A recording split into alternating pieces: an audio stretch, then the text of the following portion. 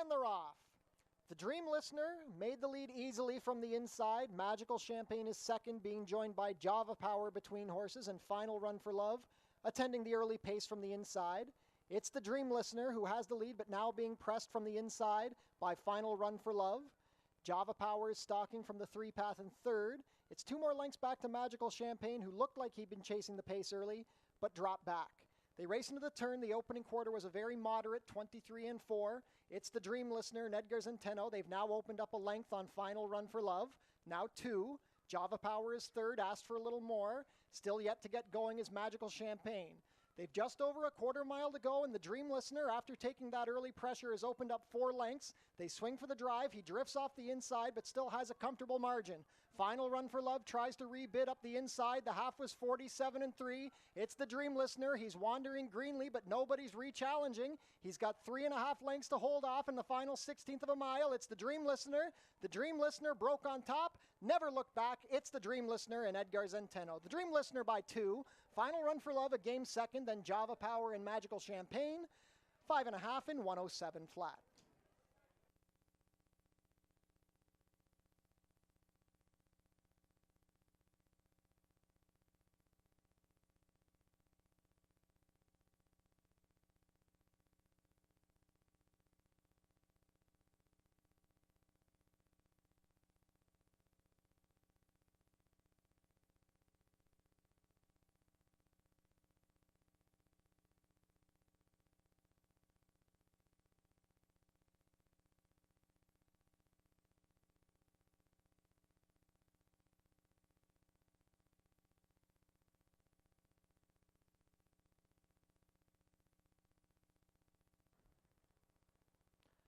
And they're off. Very level beginning. Boston Bay showing speed, but from the inside, Serchon is skipping clear to the early lead. It's going to be Serchon and Jeffrey Alderson to make the pace. Moon Over Egbert is into second on the outside. Boston Bay races as a pair with Always Away, just 1.5 off the leaders. Then it's a gap of 3 to the early trailer, Santiago Salsa. Midway down the backstretch, just over a half mile to travel, and Serchon looks like he's setting a comfortable fraction, 22-3. For that first quarter, they race into the turn. It's Serchon being pressed now by Moon Over Egbert. Always Away is racing from third on the inside of Boston Bay, then well back to Santiago Salsa. The top 4 are clustered up by 3 lengths, and Moon Over Egbert has moved comfortably to take the lead from Serchon. Always Away is angling off the fence, looking to start a rally with Boston Bay 3 deep. Santiago Salsa yet to tack on. They swing for the drive. It is Moon Over Egbert and Ishmael Mascara up by 3. Always Away is into second, past a tired Serchon. Always Away down the outside, getting to Moon Over Egbert. These two are drawing away from the rest. It's Always Away on the outside. Moon Over Egbert tries to dig back in. Always Away has the lead. Always Away going clear in the final 16th. It's Always Away a length over Moon Over Egbert. Well back to Boston Bay, then Santiago Salsa. 6 furlongs in 110-4.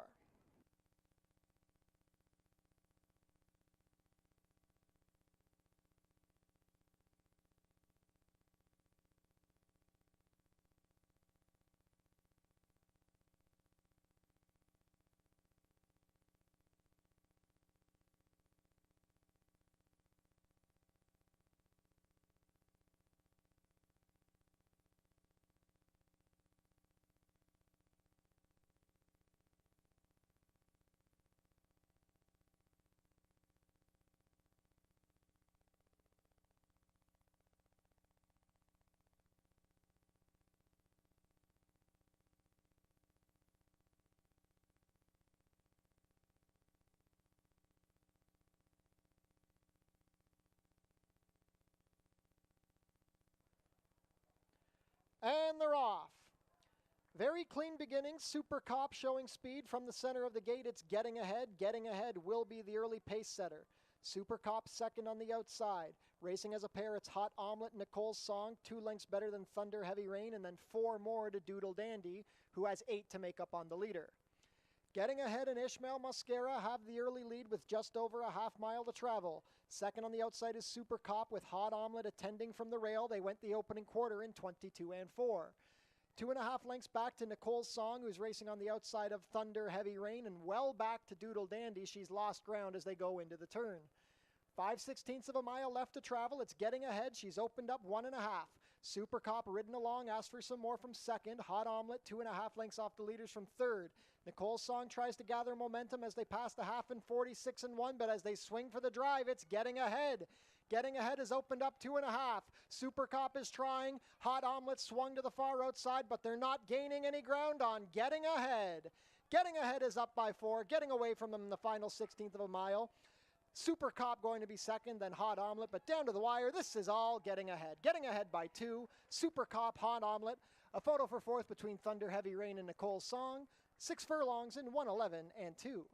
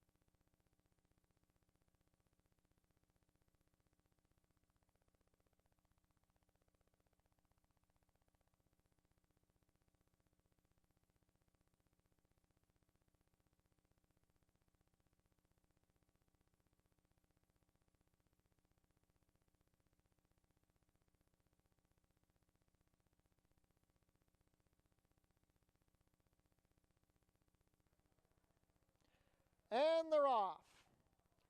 From the center of the gate, Lisiade is showing speed.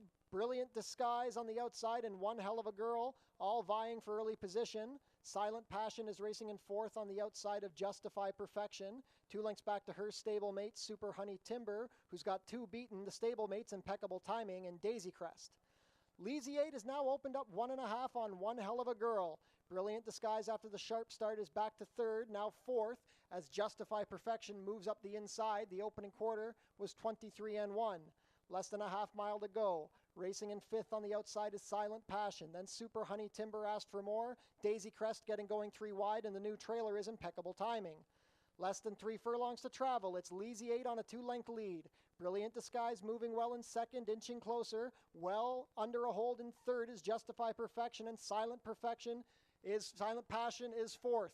47 flat to the half, they swing for home. They've yet to reel in Lisiade, but Brilliant Disguise is right there, and trying to split horses is Justify Perfection. Lisiade is lugging in, and that gives the lead to Brilliant Disguise. It's Brilliant Disguise splitting horses. Justify Perfection. Justify Perfection. Brilliant Disguise trying to dig in. Brilliant Disguise clinging to the lead, looking for the wire. Brilliant Disguise holds on. Justify Perfection second, then Lisiade and Silent Passion. 6.5 in 1:18.2.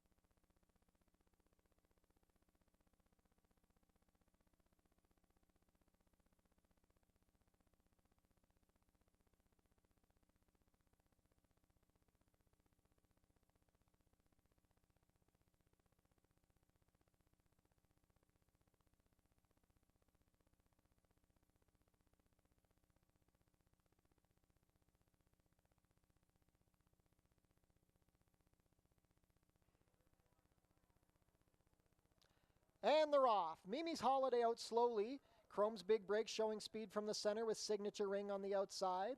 Third along the rail is Creative Performance, now being passed by Orbiting the Sky, and then 3 more lengths to Mimi's Holiday. From the outside, Signature Ring has managed to outsprint Chrome's Big Break. It's Signature Ring up by a length, Chrome's Big Break being joined by Orbiting the Sky, who's come off the fence, and now joining the leader, giving Chrome's Big Break a stalking position as they pass the quarter in 23 seconds flat. 4 more lengths back to Creative Performance, who's hustled along from fourth. Still trailing is Mimi's Holiday.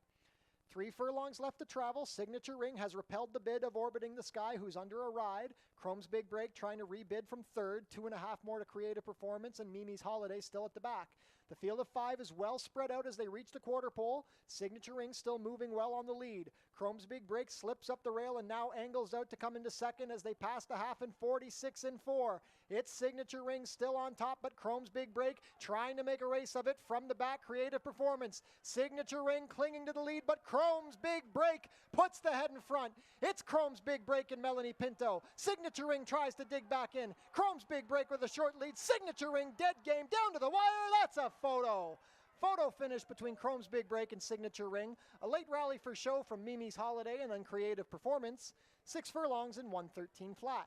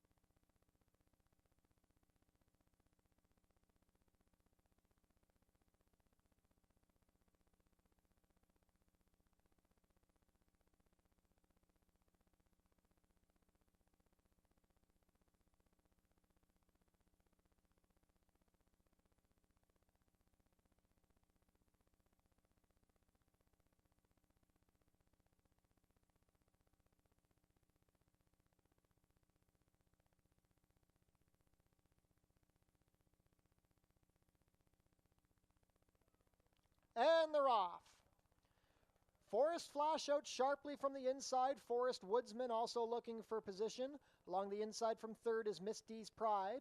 Then we have Star Scholar racing as a pair with Wolf Beach. 3 more lengths to the trailer, Lawn Rose Gamble. Down the backstretch they go, 4.5 furlongs left to travel. It's Forest Flash, who's a length on top. Forest Woodsman racing in tandem with Miss D's Pride, 2 lengths better than the pair of Star Scholar and Wolf Beach. 5 more lengths to Lawn Rose Gamble at the back. They race into the turn. The opening quarter was a quick 22 and 2, but Forest Flash still looks to be moving comfortably. He's opened up 2.5, now 3 lengths. Forest Woodsman is second as Miss D's Pride drops the anchor. Star Scholar angles to the outside, trying to launch a rally. A length and a half better than Wolf Beach, and Lawn Rose Gamble tries to get going from the back. 45 and 3 to the half. They turn for home, and it's Forest Flash. He's yet to be asked. Zenteno takes a look behind and sees Star Scholar the only threat. It's Forest Flash on top. Star Scholar coming with a late rally, well back to Wolf Beach. It's still Forest Flash maintaining the lead. Star Scholar with one last push, a 16th of a mile to get there. Forest Flash on top, clinging to the lead. Forest Flash holds on. Forest Flash a half length better than Star Scholar, then Wolf Beach and Lawn Rose Gamble. 6 furlongs and 111 flat.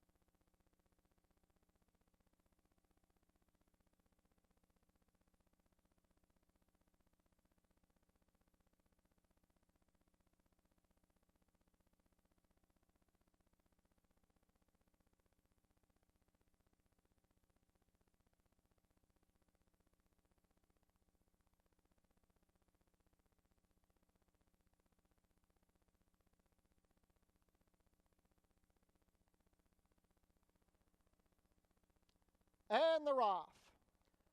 Taproom broke sharply from the inside. Sigiriya splitting horses for early position with Misty Point. Deep on the course, here come both She's a Darling and Night Saber. Well back to Wiccan Sense, and the trailer is connected.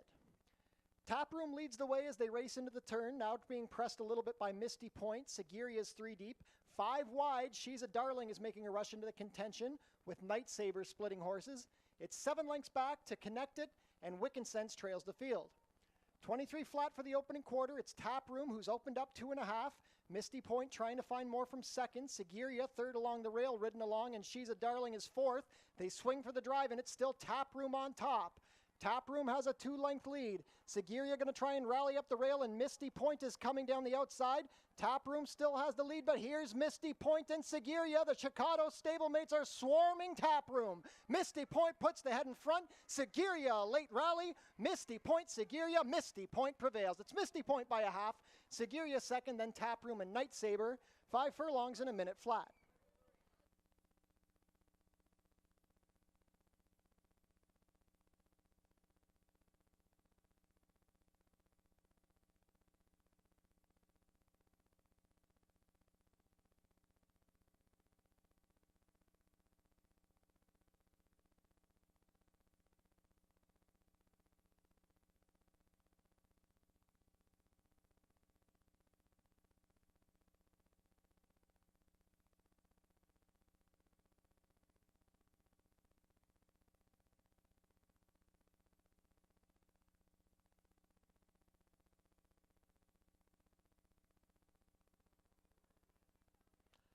And they're off. Dragon's Brew broke slowly. Hustled for speed from the inside is Mobilizer. Strong ending splitting horses. Between them, Mia and Me trying to take back to a stalking position.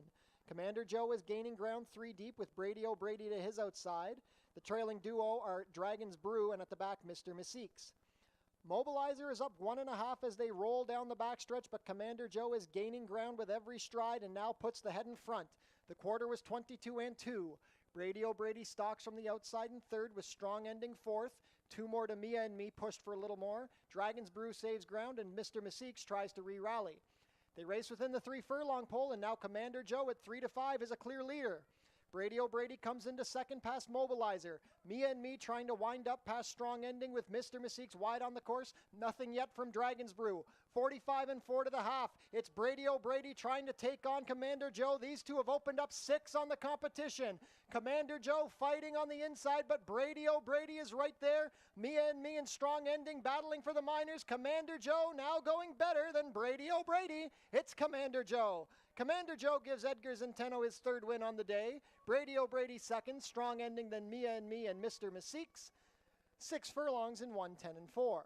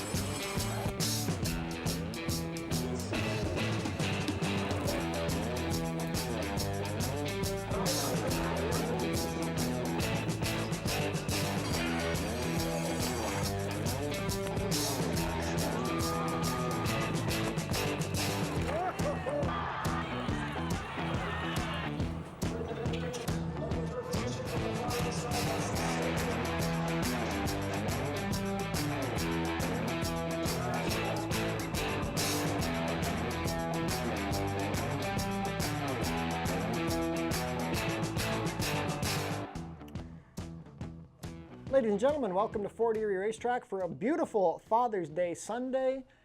Large crowd was already starting to accumulate when I showed up, and that was a couple hours ago, so it's sure to be very busy here today. 22 degrees Celsius, 72 Fahrenheit, partly cloudy today, a little bit of a wind coming out of the east. The main track is fast, and we are on the turf today. Turf is listed as firm, 30 minutes to first post. Visit our website, fortierieracing.com, for information about everything going on here at the track. Tune into the pre-race show to get info about the track conditions, scratches and changes, handicapping selections, and info about upcoming races and events. A reminder that with racing today, there will be no Monday or Tuesday racing this week. Racing will resume next week at Fort Erie, Monday and Tuesday. Post time will be 4:30. Today's races are sponsored by FINA Insurance Solutions, your friendly, trusted broker. And for the Father's Day celebrations, we are giving away the Ultimate Dad Golf Prize here at Fort Erie today. Our free summer concert series resumes on Monday, June 30th, featuring The Trip, free admission. The Wiener Dogs are coming back to Fort Erie Sunday, July 30th. Admission is free. Registration details are available on our website. And then on Sunday, August 17th, the Dogs will be back with the Basset Hound and Corgi races. Fort Foodie Fest returns on Sunday, July 27th. Don't miss the delicious action. The action kicks off at noon. The 90th running of the Prince of Wales Stakes will be taking place on Tuesday, September 9th. And new this year on Prince of Wales Day, we will be hosting a fashion contest. See who will be crowned the best dressed at the 90th Prince of Wales. We want to say thank you to our partners at Oneida New Holland of Niagara for providing us with a new tractor for our track surface this season. Be sure to book your table in the Turfside Dining Room, open on live racing days. Reservations are recommended. Head down to the Paddock Shack for burgers, hot dogs, sausages, fries, and poutine, plus beer and soft drinks, located near the walking ring. Treat your team to an exciting day at the races. It's only $12.39 per person. The track pack includes one food item, one drink, and a Fort Erie live racing program. For more information, go to our website. Become a member of HPIBet.com today. Get $100 when you bet $100, plus your first bet is on us. We are having non-winning ticket draws today. Bring your non-winning tickets to the customer service desk to enter a prize draw. Tune into your TV Niagara for the Fort Erie Race Replay Show, Channel 700, Thursdays at 10:30 and Saturdays at 10. Pick 5 pools guaranteed at $10,000 today. The Pick 5s begin in races 1 and 4. Pick 4s guaranteed at $7,500, kicking off in races 2 and 5. Jackpot High Five wagering offered in race 8 today. The carryover is $4,057.45. Smoking is allowed in designated areas only at Fort Erie Racetrack. No food or beverage are allowed in these areas, and no cannabis is allowed on the property. Changes on today's card, not too many. Races 1 and 2 are clear. No changes in the first 2 races. In race 3, an overweight on the number 3, Charlita, 2 pounds over at 114. And take note that number 7, Speedy Lady, is a repeat Lasix user, not a first-time Lasix. In race 4, I don't know why I said 8. Vet scratch the number 3, Golden Spring. The rider on the number 6, Legally Charitable, is TBA. No changes in the 5th. Race 6 is the long-run Thoroughbred Retirement Stakes. There are no changes. Race 7, Steward scratched the also eligibles, number 11, Lulu's Lullaby, and number 12, Gus's Gamble. And in race 8, the long-run Thoroughbred Aftercare Stakes, we have a Steward scratch of the number 1, American of Course, and a rider change on the 4, Nice Baby. Make the rider Delilah Rivera. Happy to be joined here by tip sheet author Ashley Mayu. Ashley, Father's Day, a big day for both of us. I think both of our connections to racing start with our fathers. Absolutely. If it wasn't for them, I don't know if we'd be involved in the sport. And you mentioned the crowd was already filing in when you arrived. I arrived about an hour ago. It's just so great to see so many families here on site. It's a nice way to spend the day at the track with your loved ones. Yeah, I think this is a special day for racing all across the continent and probably the rest of the world too. Fathers and their children big in horse racing. We got 8 races on tap today. Let's take a look at our selections. Race 1 is a maiden claimer for fillies and mares, 3-year-olds and up, going 5/8 for a claiming price of $4,000 down to $3,750. Early pick 5 guaranteed at $10,000. Where have you landed here? I think it's between 2 horses, the 4 Bella Gusto and the 5 Arrivedercci, which is interesting. Larry Ravelli, with his first runners, I think probably ever here at Fort Erie, has a pair of them on the card. And I'm going to go for better value with Bella Gusto. Has that one race late last year while in the barn of Mike DiPaolo, now with Richie Davis. Debut, there's really not a whole lot to go by, but obviously this is a big drop in class, and I think the most recent works, they're okay, so probably fits at this level. Yeah, the Husty Sport group sent some pretty decent horses down to Richie Davis. I've gone the other direction with Arrivedercci, just thinking there's not much speed in this race, and speed has been very good on this track so far this season. I just think she'll get loose. Jeffrey Alderson riding for the aforementioned Larry Ravelli. Race 2 is a claiming race for 3-year-olds and up which have not won a race this year or which have never won 4, another 5-furlong dash. Early pick 4 guaranteed at $7,500. I think there's a fair bit of speed on the inside here, and that's led me to the number 4 Sunyani for Michael Cohen and Kirk Johnson. Already 2 starts at the meet, and Sunyani ran on pretty well to be 3rd behind Truly Mischief last time. I think this race will set up very well for him. Yeah, I used him in the second spot. I think the 2 Anarchy, who's likely the pace setter in here, was extremely quick last time out. And while in for the waiver last time out at the $4,000 level, to go 57 for 5 furlongs, I think that's competitive here. You mentioned the other speed. I'm just not sure they'll last where typically he can. Yeah, I'm just thinking that Red Maple could wear down Anarchy enough. But if Anarchy is brave on the front end, which he very well could be, he is the clear horse to beat. And Edgar Zenteno and Nick Malini Jr., just such very tough connections here. Race 3 is a maiden allowance race for fillies and mares, 3-year-olds and up. We are going 6 furlongs over the main track, and I think it's a pretty competitive group. I agree. I think this is an interesting betting board, and maybe not interesting. We go to the same horse in here, the 7 Speedy Lady. I liked her in the debut just based on her pedigree, a foal to horse by the name of Speedy Connor, who Kenny Albu had success with. The mare ran well early in her career and was very accomplished during her racing career. And to see the debut, 18-1, a lot of people probably weren't expecting a lot from her, but she ran well. I just think Ruby's Ghost was the horse to beat, and they couldn't. Yeah, exactly. Ruby's Ghost was winter raced and fit against way better horses. Speedy Lady chased, and she really didn't give up, and I just don't see a ton of speed in this race. So I think if she breaks sharp from the outside, she's going to be tough, and Chris Husbands is so overdue for a win. It's unbelievable. I'm interested in Disgruntled Pelican and a little bit of a long shot with Towns of Breeze, but I do think Speedy Lady will get the setup here. Race 4 is a claiming race for fillies and mares, 3-year-olds and up, which have never won 3, 6 furlongs the distance, $5,000 down to $4,750 the claiming price. Another race where I think we could have a bit of a pace set up to set things up for a closer, so I've gone with the number 4 Mo Twilight for the combo of Terry Husbands and Julie Mathis, who have been having success together. Yeah, we have the same top 3 here, just a different order. I'm not going to get creative. Legally Charitable, we'll have to see who the rider is going to be, as Austin Adams not going to be aboard this filly. Came up a little bit short last time out. I thought still was pretty game, and obviously that would be, in my opinion, a little bit tougher than these waters, but I like that we both use the same price horse underneath. I think the 7, Fix Your Hair, You Pretty, is intriguing. I know that she probably needs a race, Doug, but you go back to some of that form last year, she could at least get a piece against this group. You know, Fix Your Hair Up Pretty made 21 starts in 2024. She danced every dance, and her last start was in October, so just think how often she was racing from January to October.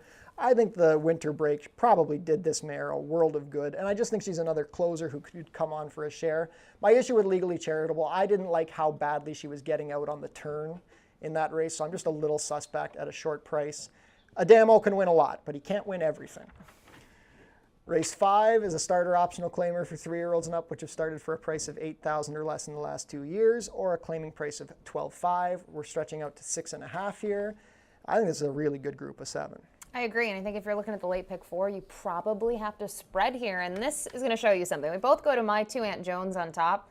we have 4 different horses between the two of us underneath. It's just that wide open. And I think looking at that first race, we're all going to look at Victory March as the winner and think that this horse raced fairly well for just the second start in the barn. And I like the big step forward from a 62 to a 78 and much more forward here on the dirt than we saw on the Tapete up at Woodbine. Yeah, and even his race at Woodbine on the Tapete was good. It caught my eye, and the race here against Victory March was great.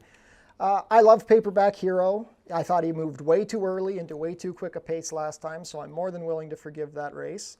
But like you said, other than my 2 Aunt Jones, I think you can take a serious look at most of the rest of them. Race 6 is our first co-feature of the day, the $30,000 guaranteed long-run thoroughbred retirement stakes, a 5.5 furlong sprint for horses who have been based here at Fort Erie, and an obvious standout in the field of Victory March. He is a beast. And I think when you look at this group this year for this event, there's a ton of speed in here. And I don't think 5.5 is his go-to. I think I prefer him at 6 or 6.5, but with so much speed, I just think this race sets up beautifully for him. Yeah, exactly. I mean, he is 1 for 1 at 5.5. He's the defending champion of this race. And he's just got such an explosive turn of foot. Like you said, if the pace sets up at all, he should be tough to beat. Who do you like underneath here? Yeah, it's torn between 2 horses. We use the same two. Is it Gafoy on the outside or is it Shaku Maku? I mean, Shaku Maku is very quick. We know that. This is just going to be his first start of the year, but he's good at these races at 5.5. I think the case with him, 5 is probably a little bit better, but he's going to be part of the speed. Yeah, exactly. I think the class might catch up to him here. In an easier group, 5.5 is no problem, but with a horse like Victory March trying to gun you down, it might be an issue. But again, this track has been speed favoring, and even though there's other speed here, Shaku proves time and time again he's the fastest of the fast. He's a quarter horse in a thoroughbred's body. Race 7 is a claiming race for 3-year-olds and up, which have not won a race this year or which have never won 4. We are finally on the turf course. We're going about 7 furlongs.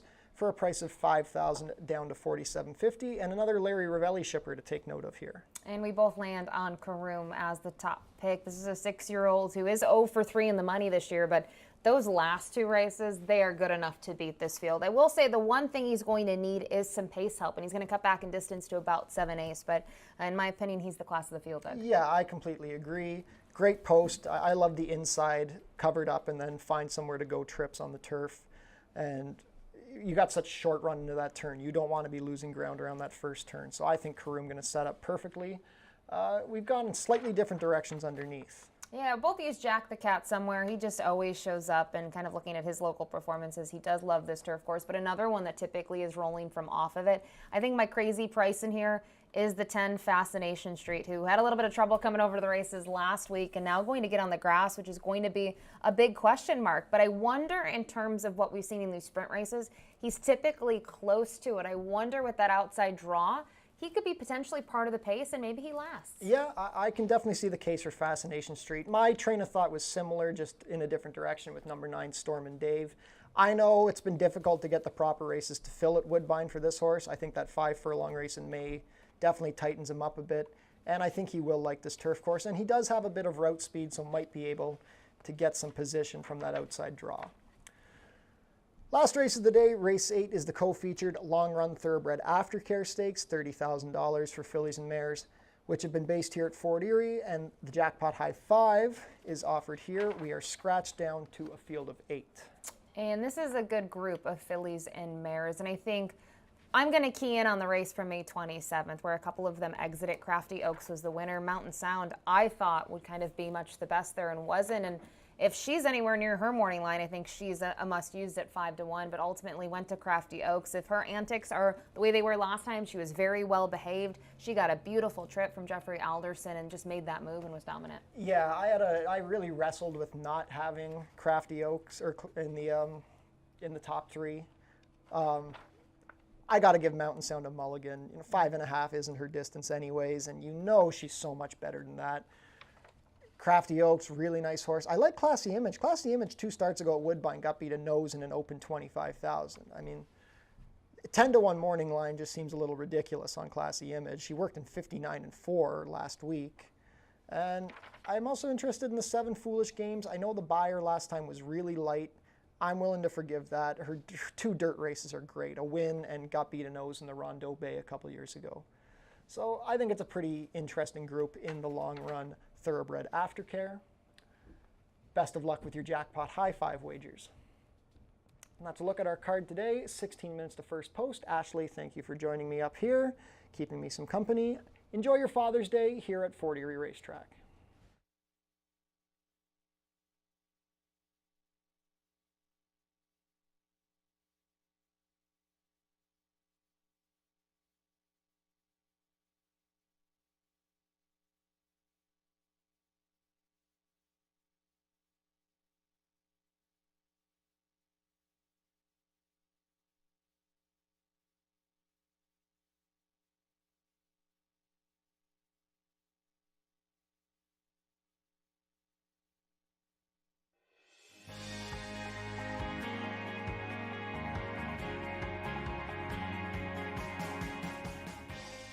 It's easy to make a bet on HPIBet.com. Follow these simple steps and you'll be betting in no time. First, go to the HPIBet.com website. Sign in to your HPIBet account. Find the track and race you want to bet on. Click on the Place Bet button. Click on the bet type you want to wager with. Click on the amount you want to wager. Click on the horse you want to wager on. Click on the green Place Bet button. Review your bet confirmation information. It's all done. Remember, all this can be done on most mobile devices. Now cheer on your pick to victory.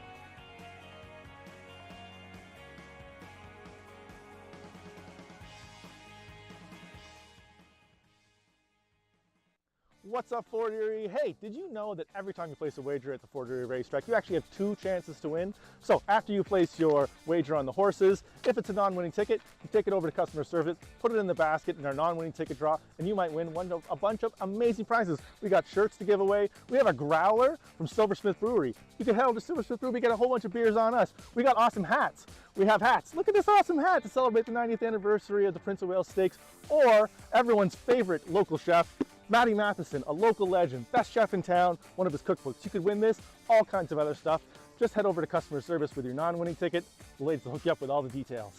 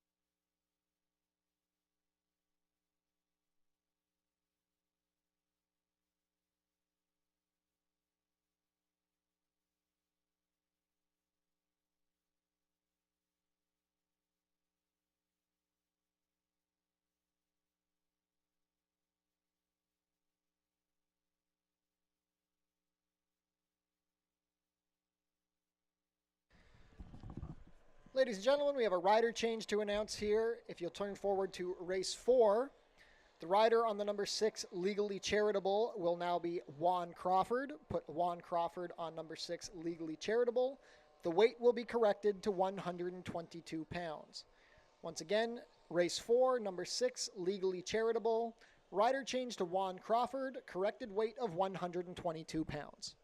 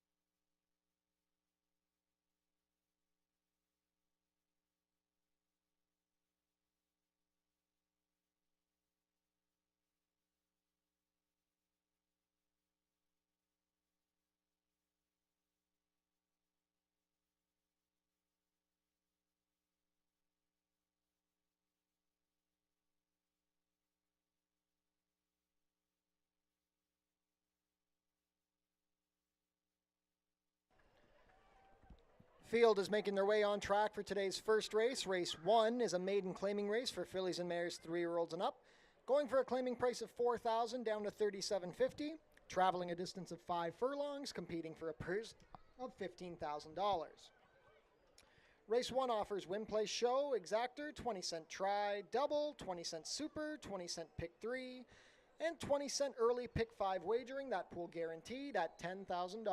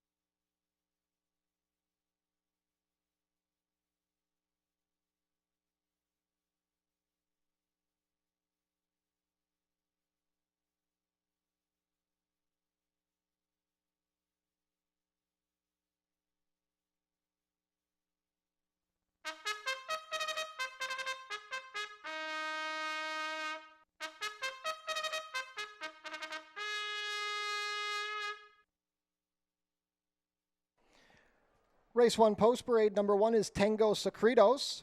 Pierre Mailhot rides for trainer Corey McChesney and owners Tommy Lowe and David Trow.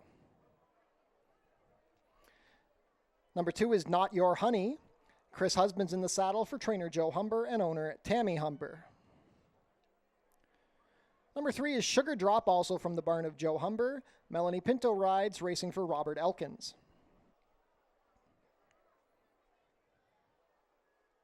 Number 4 is Bella Gusto. Edgar Zenteno pilots for trainer Richard Davis and owner Hesty Sport Incorporated. Number 5 is Arrivedercci. Jeffrey Alderson in the saddle for trainer Larry Ravelli and owner Patricia's Hope LLC. Completing the field, number 6, Faithful Gift. Alexis Sanchez has the call. Sharon Chicotto trains and part-owns with Vino Bahari. 4 minutes to post for race 1. $10,000 guaranteed early. Pick 5 begins here.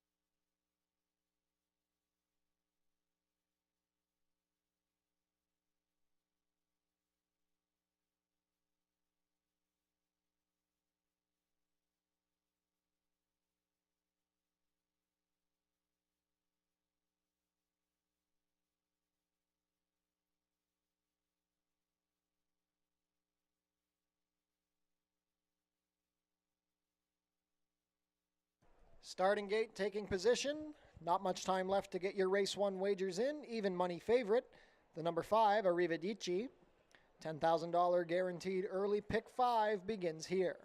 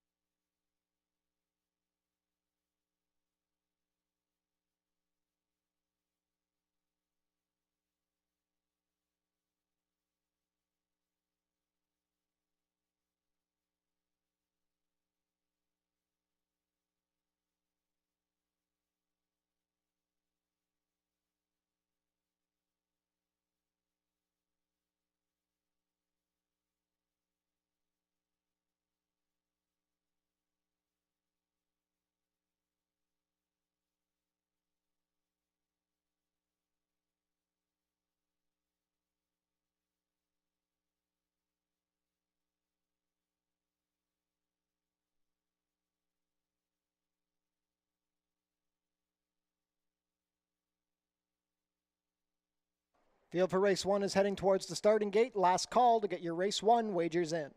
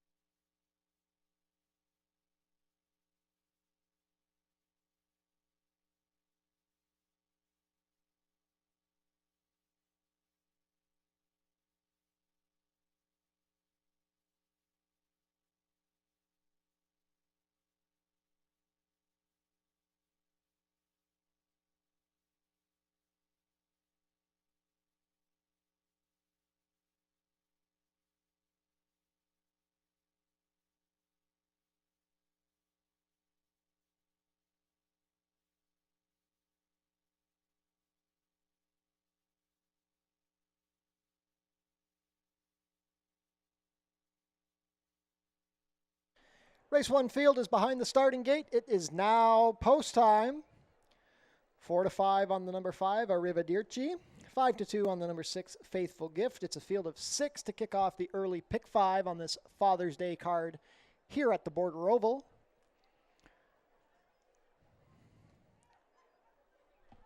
First up will be Tango Secretos and Pierre Mailhot.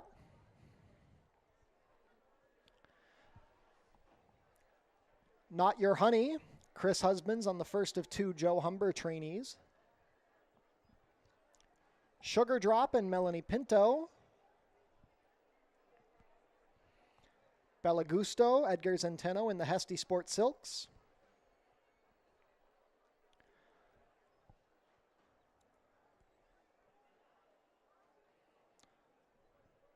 Arrivederci, the Larry Ravelli trainee with Jeffrey Alderson. Last in will be Faithful Gift and Alexis Sanchez.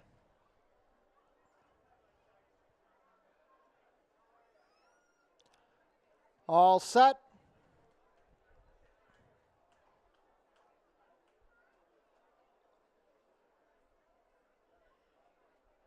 And they're off. Showing speed from the inside is Not Your Honey with Tango Secretos, and now hustling is Arrivedercci after a slightly slow start. Bella Gusto also forwardly placed. Faithful Gift is racing towards the back, a length and a half better than the trailer, Sugar Drop. They roll into the turn, and Arrivedercci at 1 to 5 has now cleared. He's opened up 2 lengths on Bella Gusto. It's a gap of 3 back to Faithful Gift, who's moving well past the opening quarter in 22 and 2. Fourth on the inside, Tango Secretos. Sugar Drop tries to launch a rally, and it's well back to Not Your Honey. At the quarter pole, it's Arrivedercci. He's opened up 5 lengths as they swing for the drive. Arrivedercci on top. Faithful Gift is into second past Bella Gusto, who's offering little. Tango Secretos tries to rally up the rail with an eighth of a mile to go. They've still got 3 lengths to reel in Arrivedercci. The only threat is Faithful Gift. Faithful Gift trying to come down the outside. Arrivedercci responding, coming down to the wire. Arrivedercci, Faithful Gift, one last surge. Arrivedercci holds on. Arrivedercci by a head over Faithful Gift. Third was Sugar Drop and then Tango Secretos. 5 furlongs and 59 4.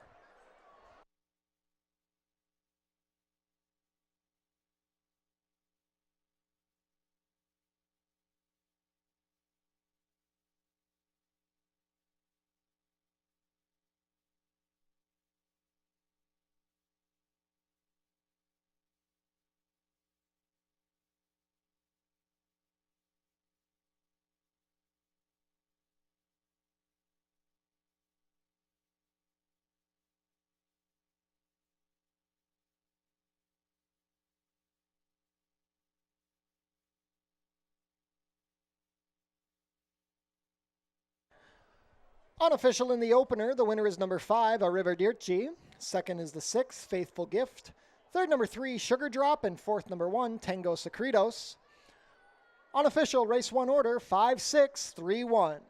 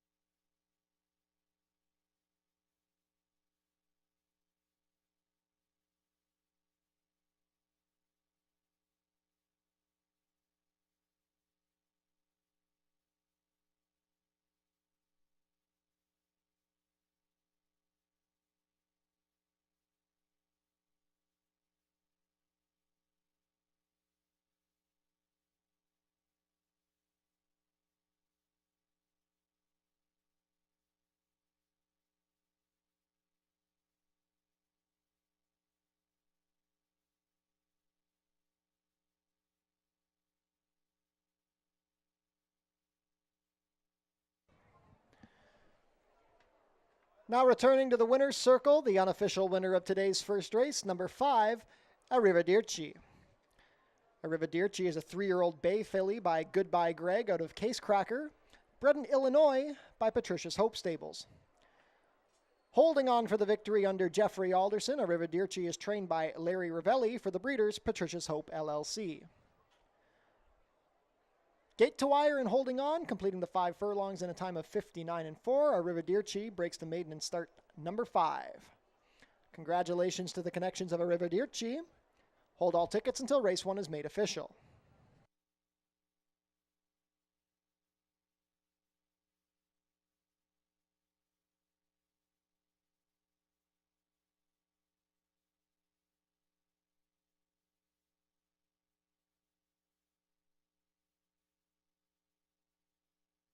And race 1 is official.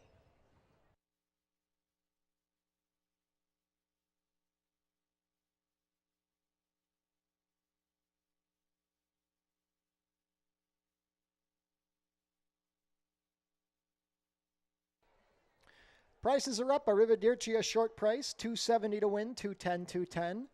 Second, number 6, Faithful Gift, $320 to place, $220. Third, number 3, Sugar Drop, $260 to show. $2 exacta, 5.6, 5.80. The $1 try, 5.63, 8.85. $1 super, 5.631, 28.05.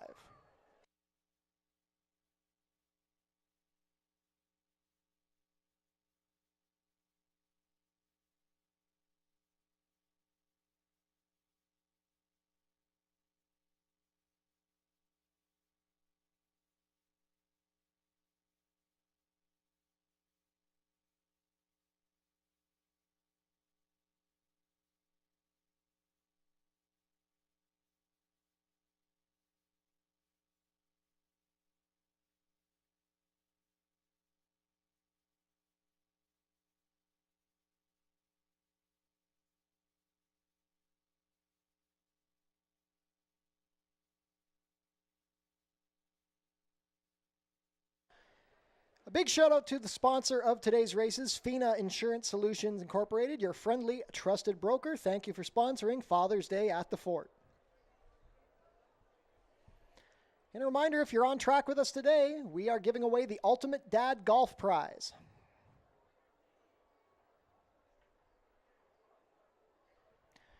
Race 2 is coming up in 18 minutes. There are no changes.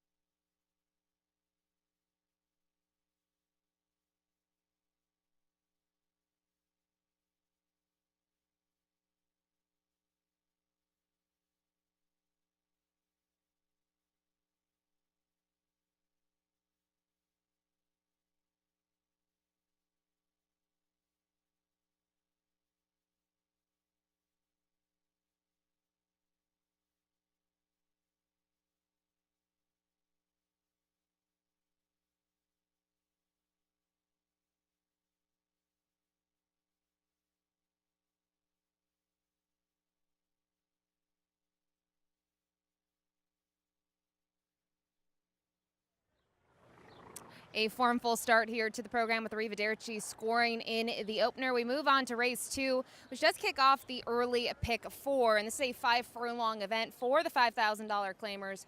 It's a field that is filled with speed, but I did go to one of the speed horses in terms of the top pick. The 2 Anarchy for Nick Maloney Jr. looked very, very good in his seasonal debut last time out, and it was just very speedy, set swift fractions, made a sizable lead, and still won by 3 lengths. Edgar Zenteno is aboard, then stays aboard. I just think this is the perfect spot for him. So he is the top pick, but with so much speed on paper, you start to look at some others, such as the 4 Signani. This one for Michael Cohen has been in the money in those 2 starts so far this season, has been rolling from off of it. I did think in terms of both races, both were credible performances. Both are 63 buyer.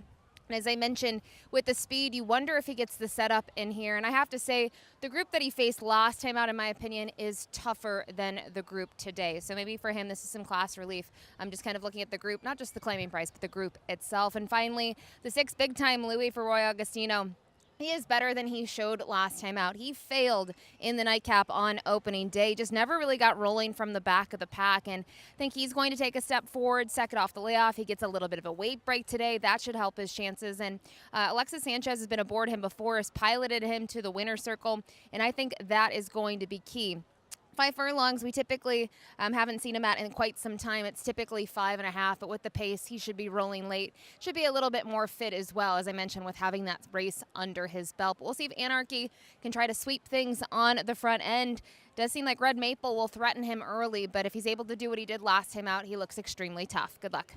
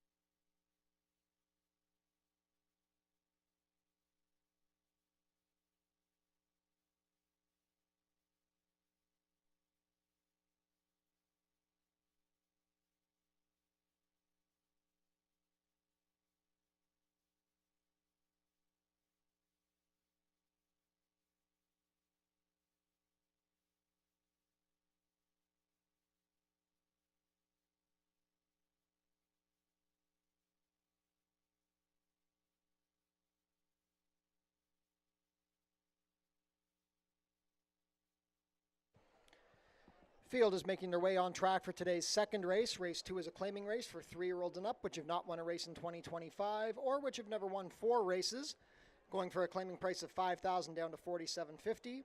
Traveling a distance of 5 furlongs, competing for a purse of $15,750. Race 2 offers win, place, show, exactor, 20-cent try, double, 20-cent super, 20-cent pick 3, and 20-cent early pick 4 wagering. That pool guaranteed at $7,500.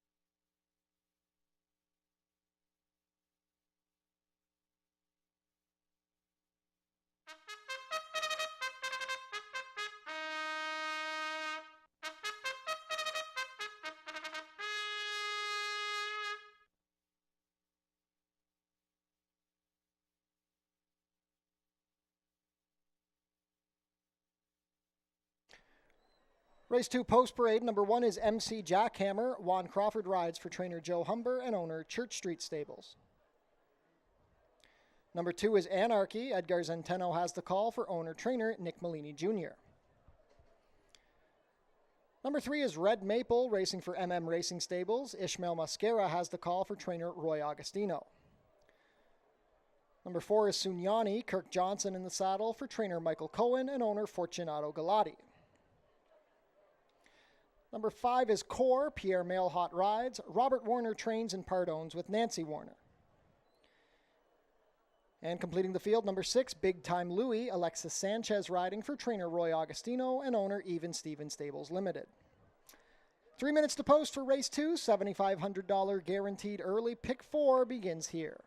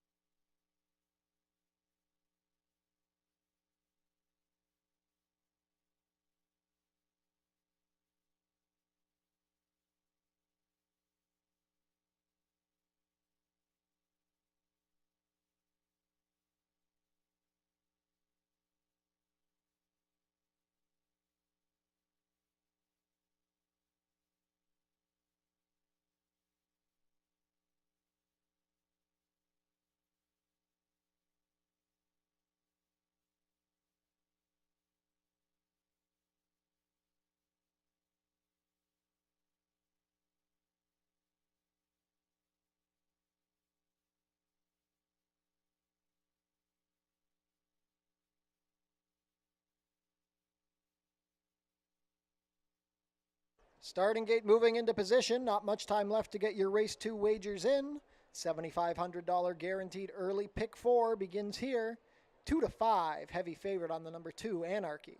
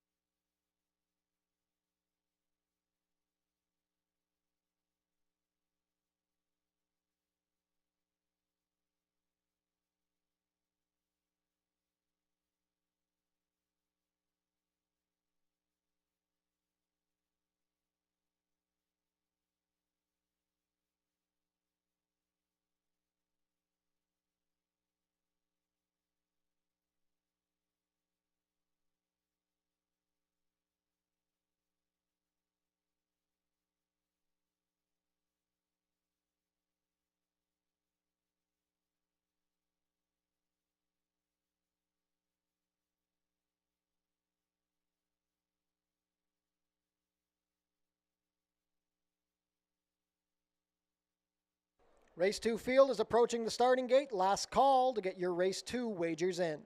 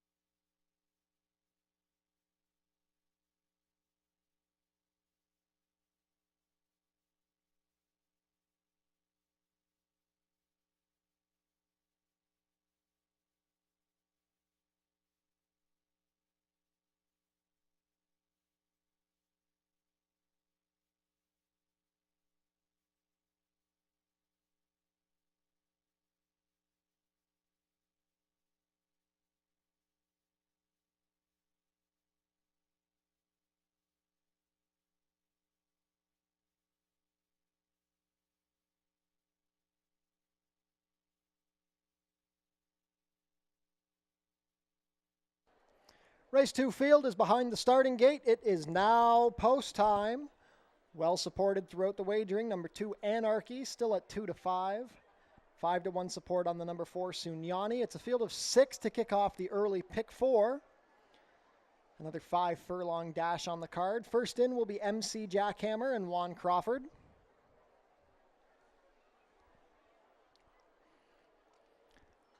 Anarchy, the favorite under Edgar Zenteno. Red Maple with Ishmael Mascara.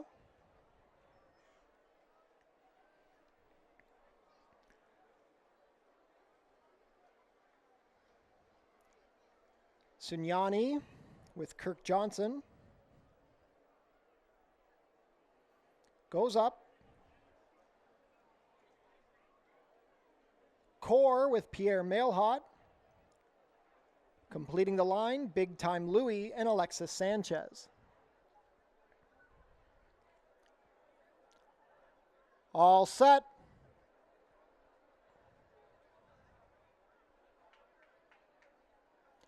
And they're off. Perfectly level beginning, showing speed from the center. That's Red Maple. Anarchy drives through to put the pressure on. Sunyani is going to stalk from third on the outside of MC Jackhammer, who's losing position and about to be passed by Core and Big Time Louie. It's a duel into the turn, but the advantage goes to Anarchy at 1-9. He's a half length better than a ridden along Red Maple. It's a gap of 5 lengths back to Sunyani, who's found the rail. They went the opening quarter in 21-4. Big Time Louie is moving well on the outside in fourth, then Core and MC Jackhammer. But as they reach the quarter pole, it's Anarchy. He's made short business of Red Maple. They swing for the drive. Anarchy, not asked at all, well clear, 5 lengths. Sunyani now splitting horses, Core, and down the far outside, Big Time Louie. It's a stack of 5, all trying to reach Anarchy, but they're not making a dent in the margin at all. Anarchy and Edgar Zenteno asks for more, responds. He's opened up 7. He's much the best. It's Anarchy. Big Time Louie up for second, then Core and Sunyani, 5 furlongs and 57-3.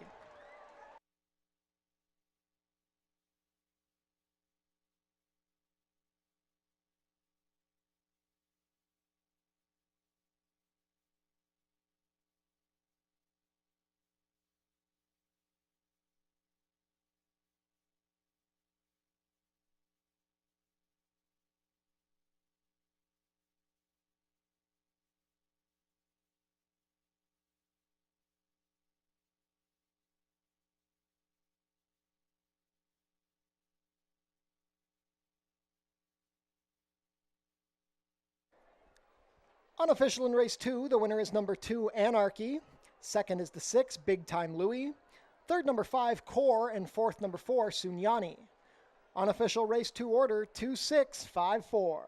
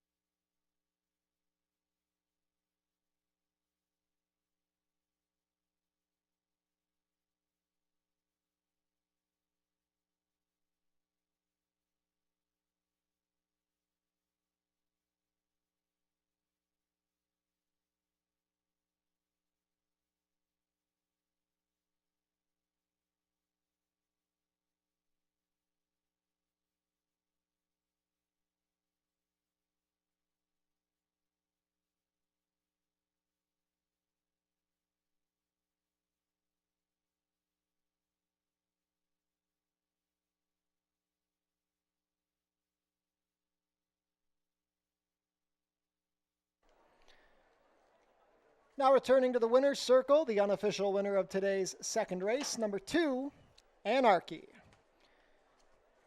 Anarchy is a 7-year-old bay gelding by New Year's Day out of Be a Gem, bred in Kentucky by Flying H Stables LLC. Ridden to victory today by Edgar Zenteno for owner-trainer Nick Malini Jr. Anarchy, his 7th lifetime win, the first 2-time winner of the meet, untouchable in 2 starts this season. He completes the 5 furlongs in a time of 57-3. Congratulations to the connections of Anarchy. Hold all tickets until race 2 is made official.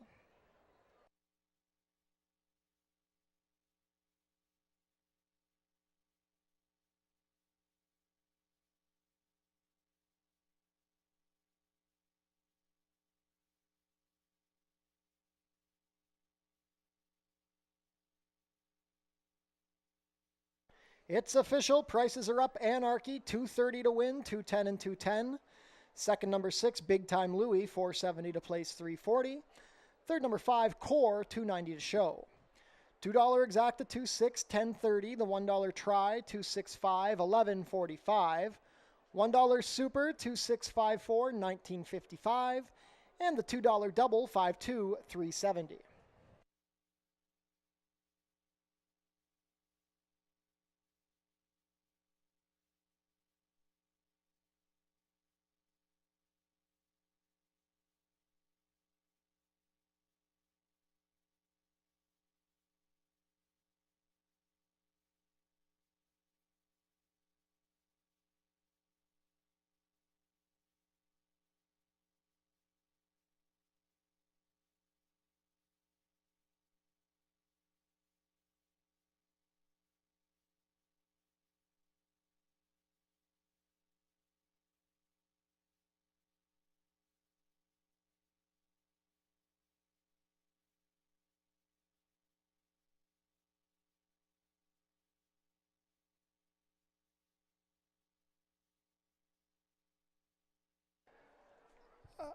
Attention everyone on track with us today. Could the owner of a black Mercedes SUV, Ontario license plate CXND 433, please move your vehicle? Once again, that's the owner of a black Mercedes SUV, Ontario license plate CXND 433, please move your vehicle.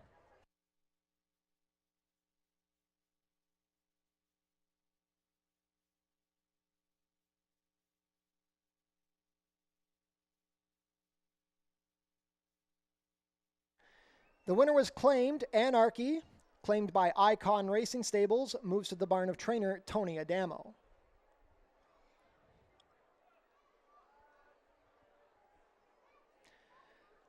And a reminder, coming up on Monday, June 30th, we will have a free concert featuring The Trip. Fort Foodie Fest returns on Sunday, July 27th, kicks off at noon. Don't miss the delicious action.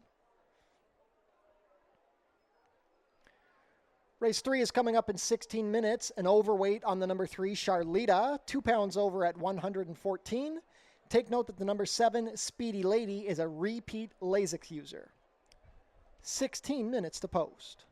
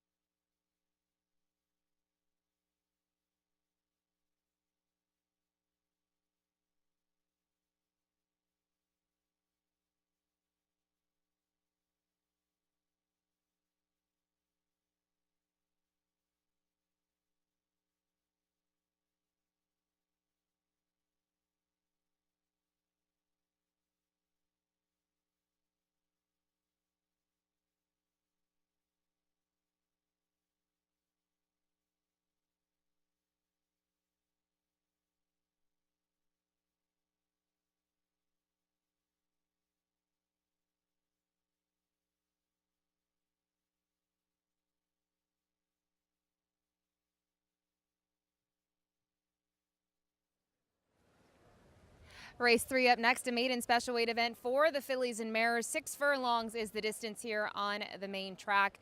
We're going to kick things off here with the outside runner, the 7 Speedy Lady, and I honestly was really looking forward to her debut, and I thought she ran very well. She certainly outran her odds of 18-1 in that spot, and it was a cup race, right? It was that maiden cup race here on opening day, and you look who won it. Ruby's Ghost was the horse to beat, and they simply couldn't beat her. But I think kind of looking at her trip, she was able to chase the pace throughout, and she still hung in there for third to, finished only beaten by 4 lengths in there.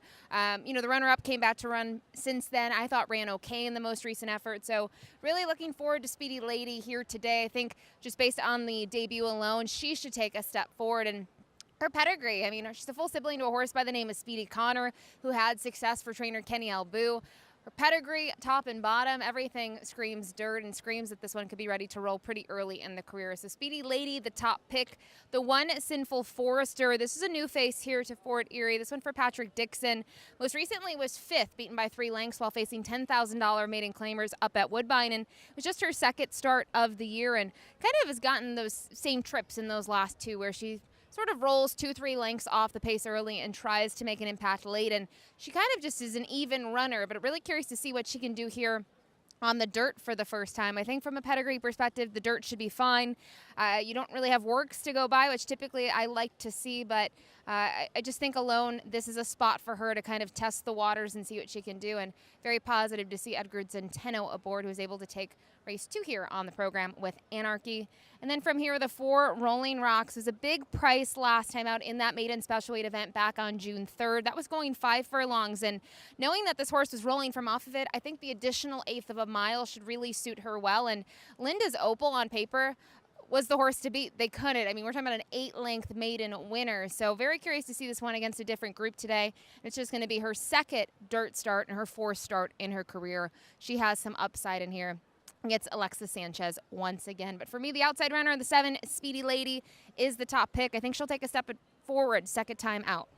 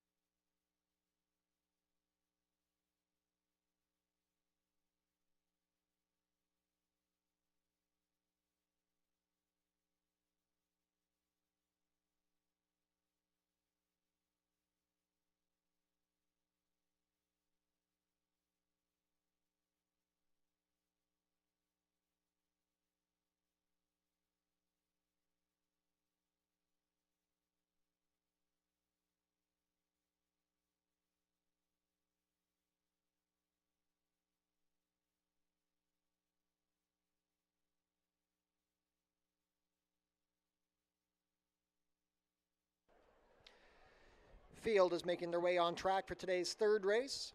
Race 3 is a maiden allowance race for fillies and mares 3-year-olds and upward, traveling a distance of 6 furlongs, competing for a purse of $21,600. Race 3 offers win, place, show, exactor, 20-cent try, double, 20-cent super, and 20-cent pick 3 wagering. If you're on track with us today, we encourage you to wager early. Lines are long. The Turfside Dining Room is open for wagering only. There are tellers and machines in the Turfside. Wager early here on Father's Day.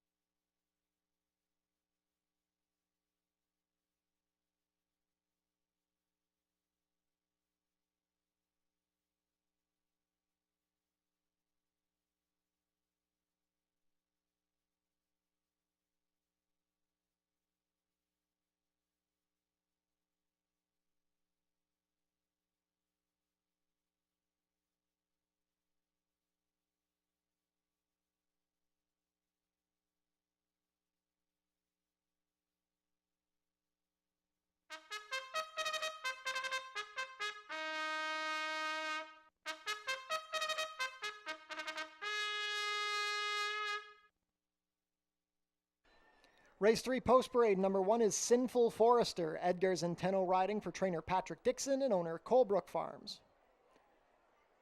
Number 2, Towns of Breeze, races for Hopefield Farm. Ridden today by Juan Crawford for Roy Augustino. Number 3 is Charlita. Matthew Dennis has the call for trainer Josh Robillard and owner Aaron Rickman. Number 4 is Rolling Rocks. Alexis Sanchez riding for trainer Roy Augustino and owners Leslie Crow and Ron Braley. Number 5 is Lots of Legacies. Kirk Johnson riding for owner-trainer Michael Bennett. Disgruntled Pelican, the number 6, Ishmael Mascara rides. Richard Davis trains and part owns with Catalano and Notso. Completing the field, number 7, Speedy Lady. Chris Husbands in the saddle for trainer Ken Albu and owner Six Brothers Stable. Once again, we remind you to get your wagers in early. Lines are long. We appreciate everyone showing up here on Father's Day.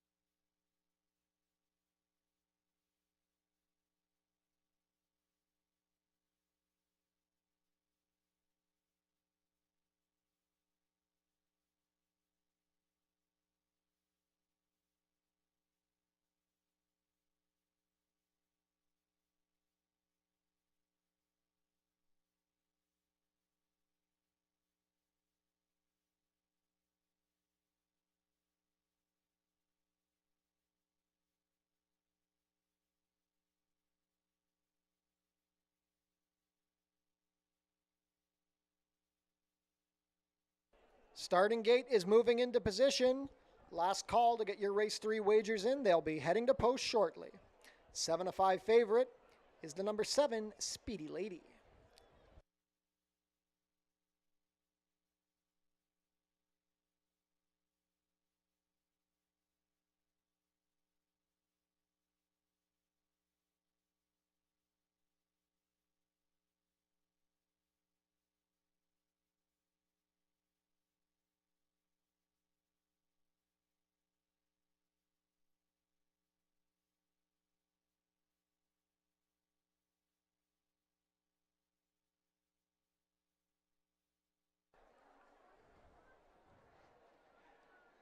And field for race 3 is behind the starting gate. It is now post time. 6-5 on number 7, Speedy Lady. Field of 7 maiden fillies and mares to go to post here. First up, Sinful Forester. Edgar Zenteno in the Colebrook Farm Silks.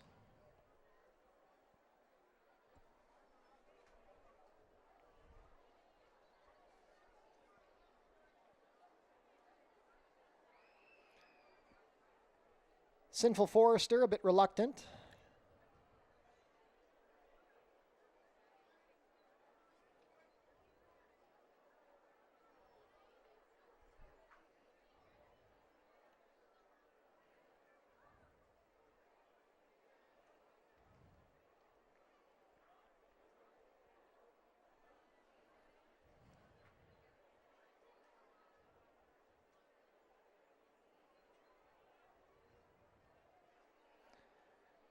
And Sinful Forester in now. Edgar Zenteno to remount.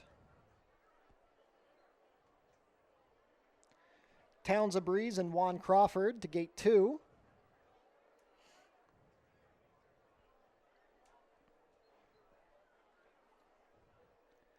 Second time starter Charlita with Matthew Dennis.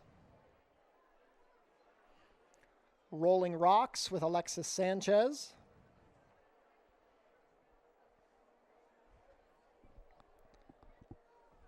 Lots of Legacies and Kirk Johnson to gate 5.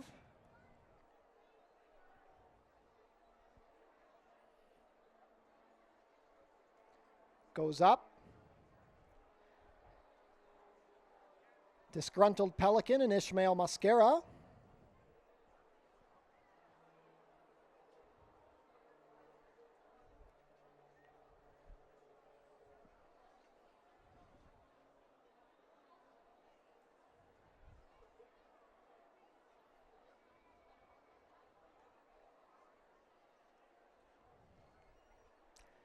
Disgruntled Pelican not too keen on moving forward.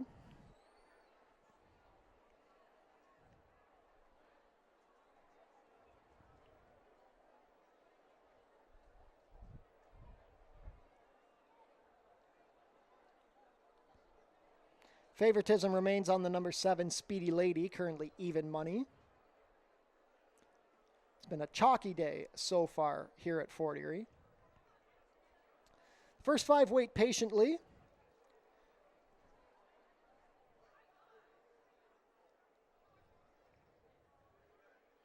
Disgruntled Pelican goes up now. Last in at 4-5 will be Speedy Lady and Chris Husbands.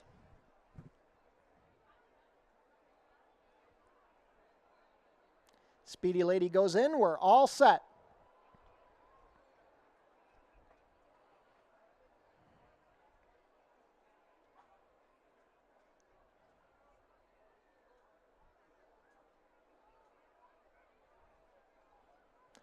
And they're off. Speedy Lady out like a shot from the outside, but here comes Charlita vying for position. Between them is Rolling Rocks. Fourth on the outside is Lots of Legacies with Disgruntled Pelican. Sinful Forester advancing along on the inside to look for position. The trailer hustled along is Towns of Breeze.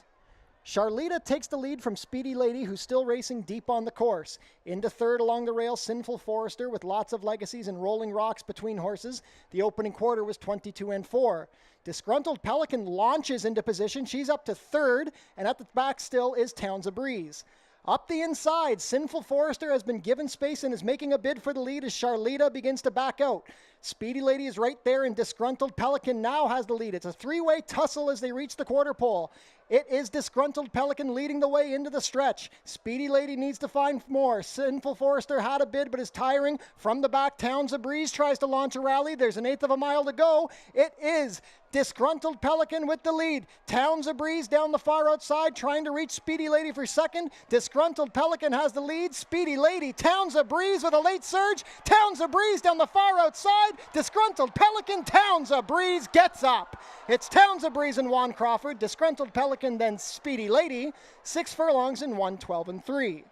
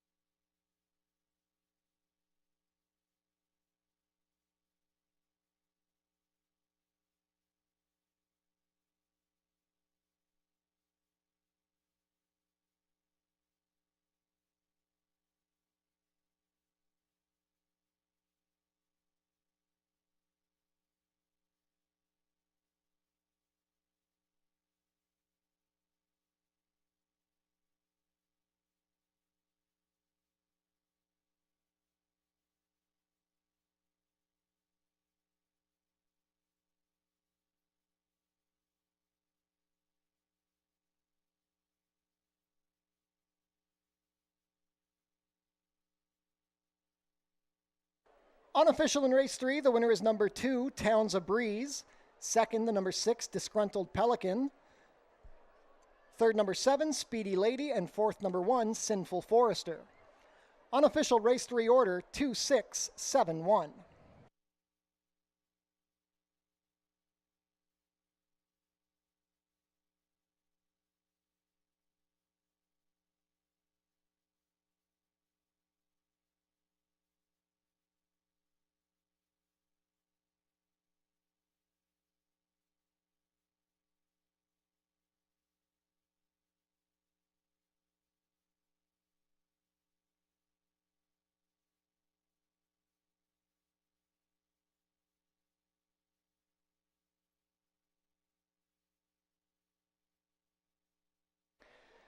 Now returning to the winner's circle, the unofficial winner of today's third race, number 2, Towns of Breeze. Towns of Breeze is a 5-year-old chestnut mare by Speightstown out of Dixie and a Breeze. Stan Dodson bred the winner here in Ontario. Gets up in time under jockey Juan Crawford.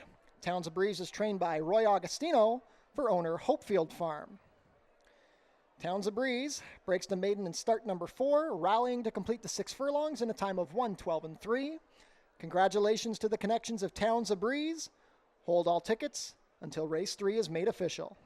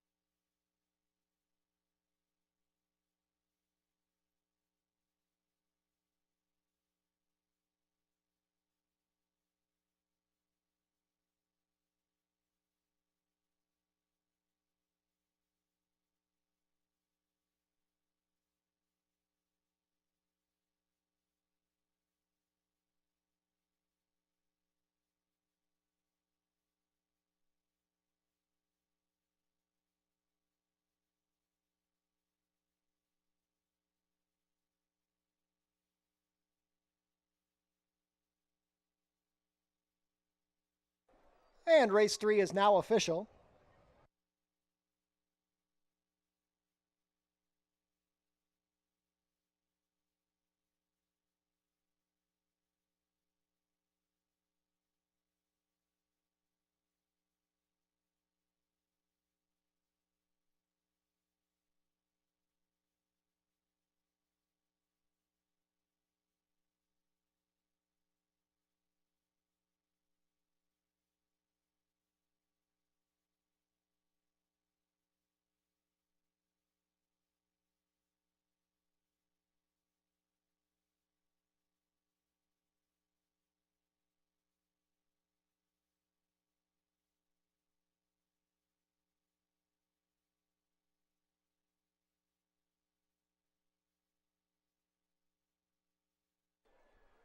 Prices are up. Towns of Breeze returns $16.90 to win, $7 and $3.40.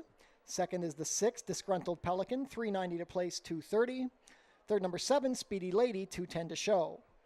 $2 Exacta, 2.6, $54.20. The $1 Try, 2.67, $55.50. $1 Super, 2.671, $103.45. $2 Double, a pair of twos, $30.90. And the $1 Pick 3, $20.85.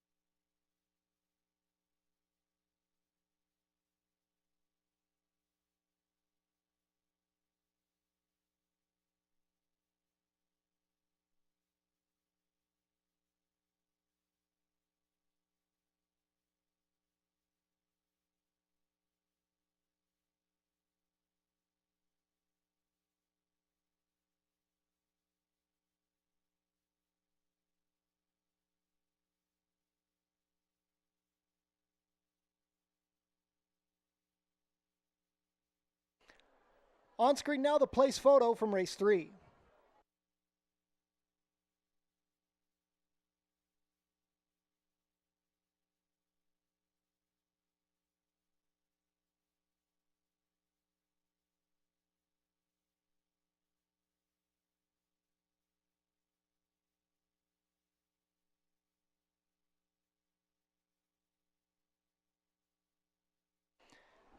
And a reminder, there will be no racing on Monday or Tuesday this week.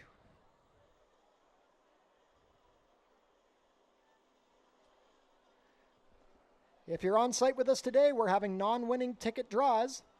Take your non-winning ticket to the customer service desk to enter the prize draw.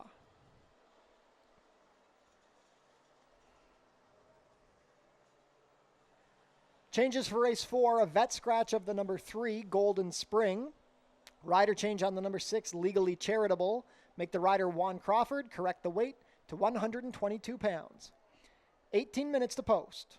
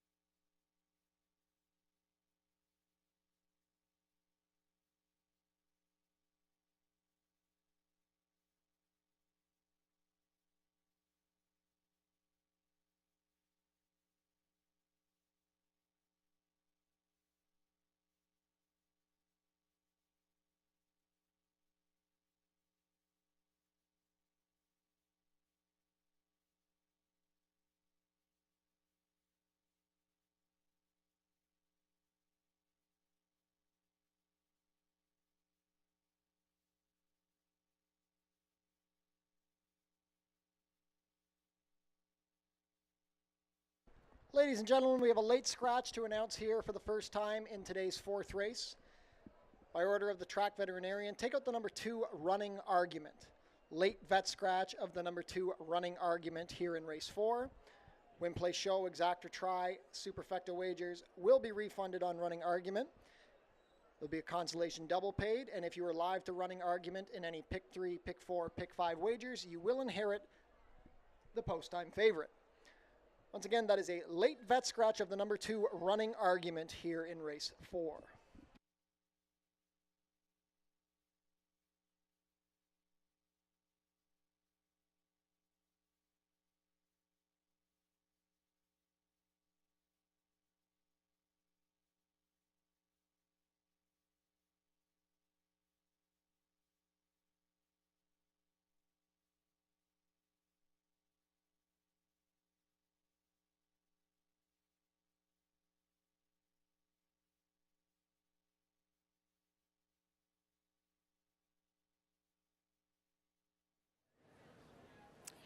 Congratulations in race number 3 to trainer Roy Augustino, who got his first win at the meet. And our first price on the card at 7-1, that was the 2 Towns A Breeze. We'll move over, though, to race number 4. Going to kick off the late pick 5. It's a 6-furlong event here on the main track. The $5,000 claimers, non-winners of 3 life, and these are for the fillies and mares. An interesting group here. I think on paper, the morning line favorite, the 6, Legally Charitable, is the horse to beat, but maybe not in love with the performance last time out. This horse was heavily favored in there and came up a little bit short, got out in the stretch. But I think the big thing with Legally Charitable is the drop down. Last time out, non-winners of 3 life was against allowance competition, now in for the $5,000 tag. Second off the claim. Just makes a lot of sense here. And knowing that this one has to go a little bit further, an additional 16th of the mile, isn't necessarily ideal, but that buyer speed figure last time out of a 58 stacks up against this field and is the best. So Legally Charitable is the horse to beat. I think if you're looking at someone else, the most logical horse is the 4 Mo Twilight. This one for Julie Mathis. Has a couple of starts this year and has a win 2 back.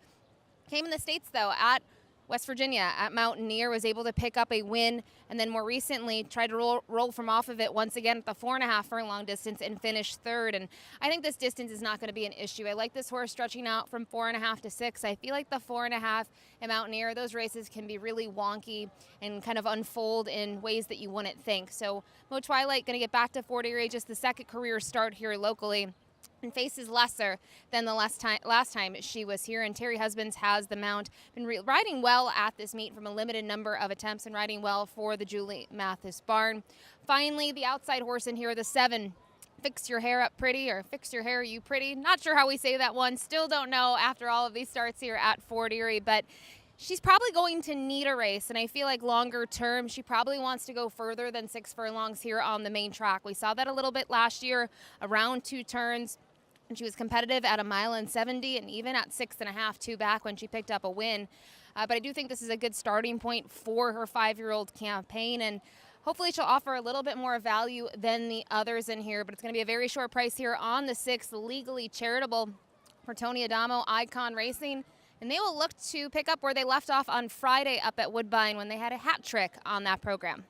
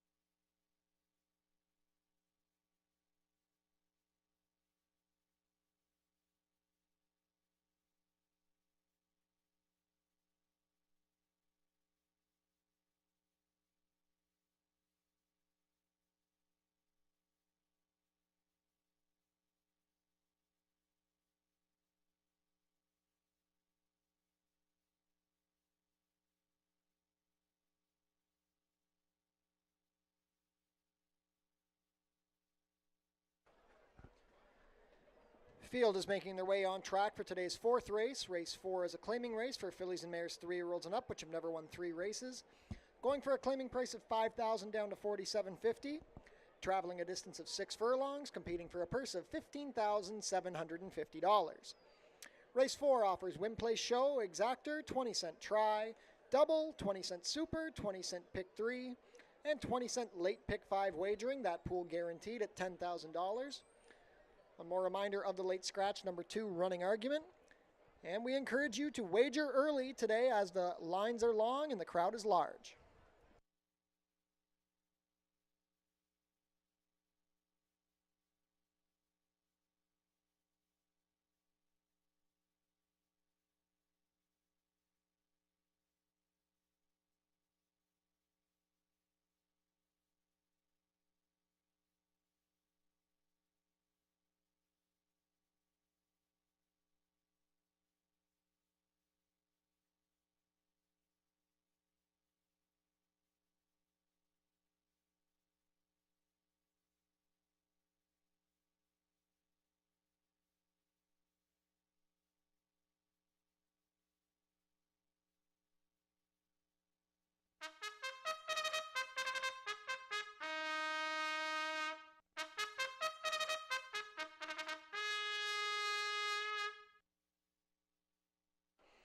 Race 4 post parade number 1 is Fulcra. Edgar Zenteno riding for trainer Ken Albu and owner Pier 1 Stables. Scratch to 2 and 3. Number 4, Mo Twilight. Terry Husbands rides for trainer Julie Mathis and owner Bruno Schickadans. Number 5 is Rifling. Melanie Pinto in the saddle for trainer Mike Blake and owners Ascot Stud, Michael Blake Sr., Norm Files, Sean Brinda, and Amanda Enns. Number 6 is Legally Charitable, racing for Icon Racing Stables. Juan Crawford picks up the mount for trainer Tony Adamo. And completing the field, number 7, Fix Your Hair Up Pretty. Omar Marino riding for trainer George Newland and owner Anthony Powell. 1 minute to post for race 4. $10,000 guaranteed late pick 5 begins here. Wager early.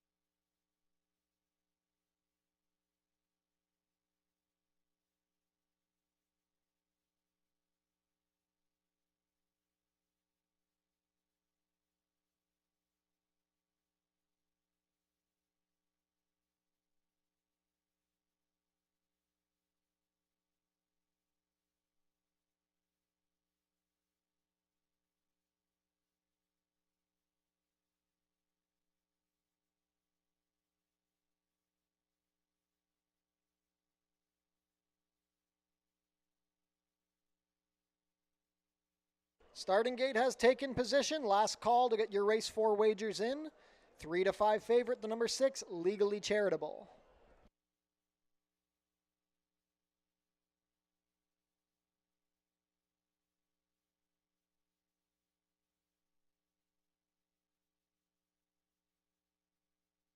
And field for race 4 is behind the starting gate. It is now post time. $10,000 guaranteed late pick 5.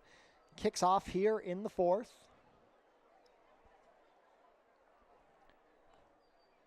First up is Fulcra, a last out winner with Edgar's and Tenno. Mo Twilight, Terry Husbands and the Bruno Chicadan Silks.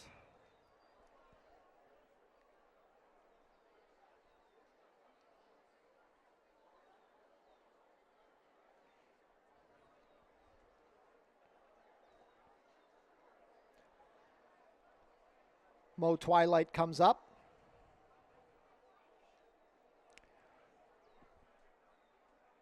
Rifling with Melanie Pinto. 2 to 5 on Legally Charitable with Juan Crawford. Tony Adamo and Icon Racing Stables had a 3-win day at Woodbine on Friday. Last in, Fix Your Hair Up Pretty and Omar Marino. All set.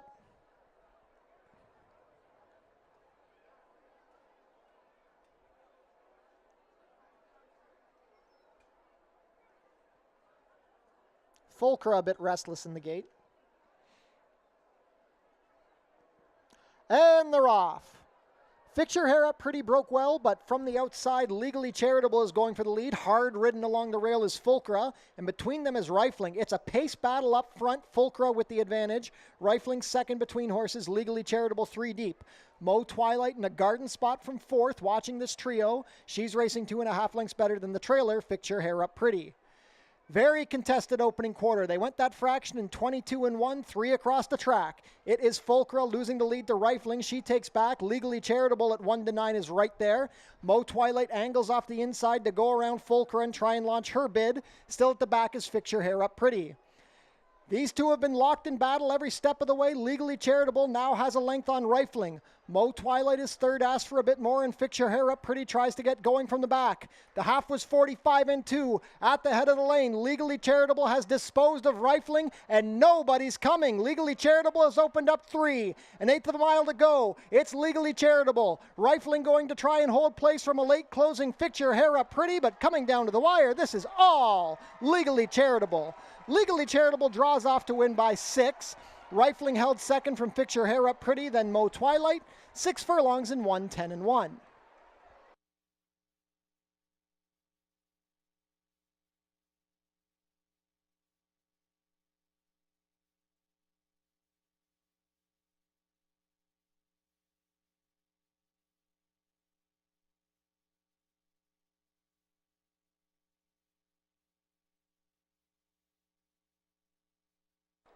Unofficial in race 4, the winner is number 6, Legally Charitable. Second is the 5, Rifling. Third, number 7, Fix Your Hair Up Pretty. And fourth, number 4, Mo Twilight. Unofficial race 4 order, 6-5-7-4.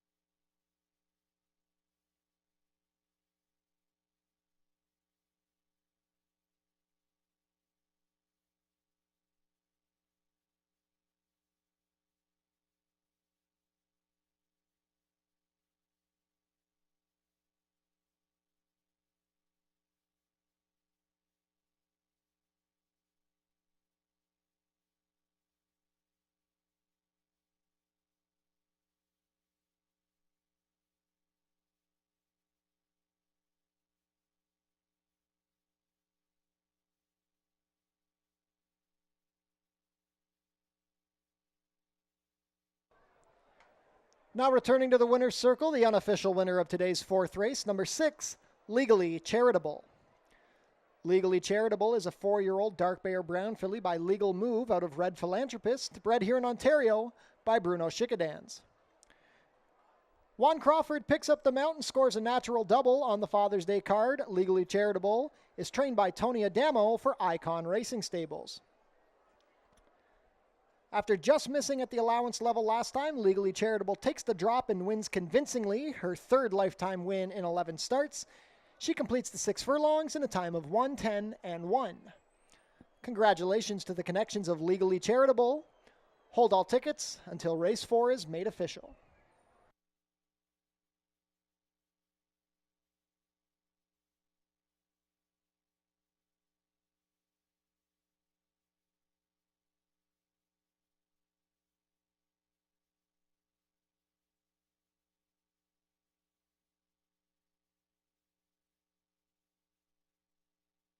It's official. Prices are up. A true 1-9 shot. Legally Charitable pays $210, $210, $210.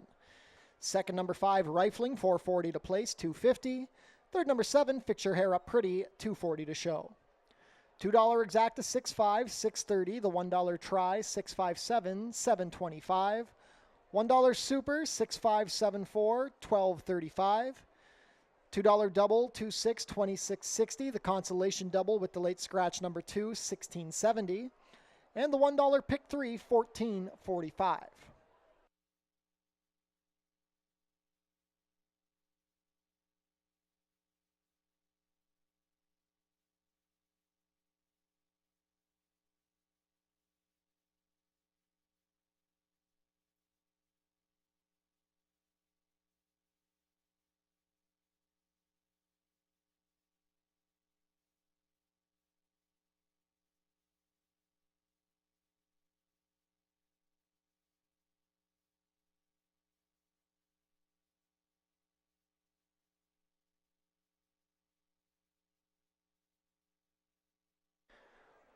Wiener Dog Racing comes back to Fort Erie on Sunday, July 13th. Family-friendly fun here at the track. Registration details are available on our website. And for more dog racing action, the Basset Hounds and Corgis will take the track on Sunday, August 17th. As always, admission is free. Race 5 coming up in 22 minutes. There are no changes.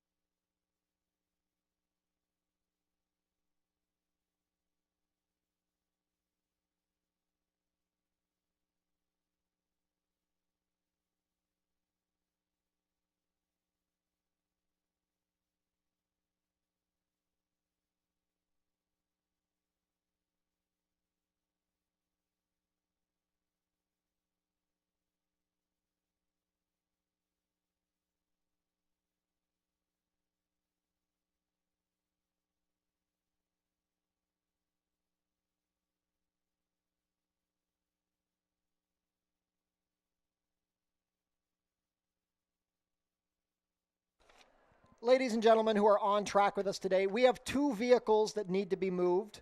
Once again, the owner of a black Mercedes SUV, Ontario license plate CXND433, and also the owner of a silver Ford Focus, Ontario license plate CDSJ852. Your vehicles need to be moved immediately. Once again, that's a black Mercedes SUV, license plate CXND433, and a silver Ford Focus, license plate CDSJ852, Please move your vehicles immediately.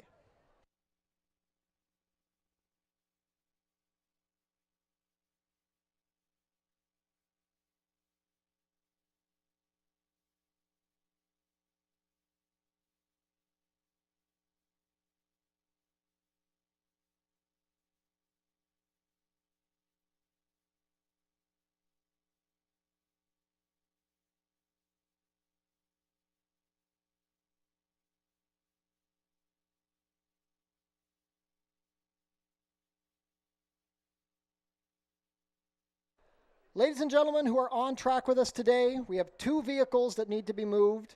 Could the owners of a black Mercedes SUV license plate CXND433 and a silver Ford Focus license plate CDSJ852, please move your vehicles immediately.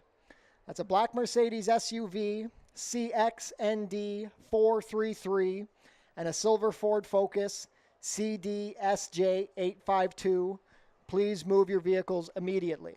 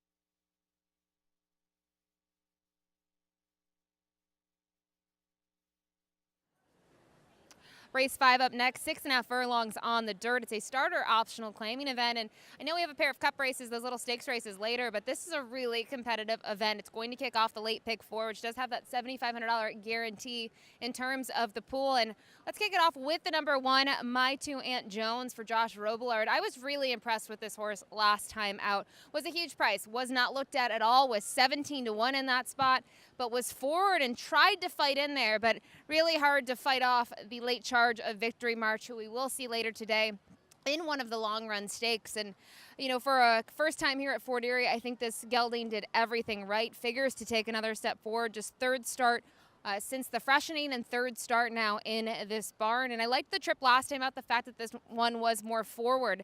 I think in here there's other speed, but at least by having the inside draw, this horse can save some ground and get into a good position from the get-go. The number 3, Cost Basis.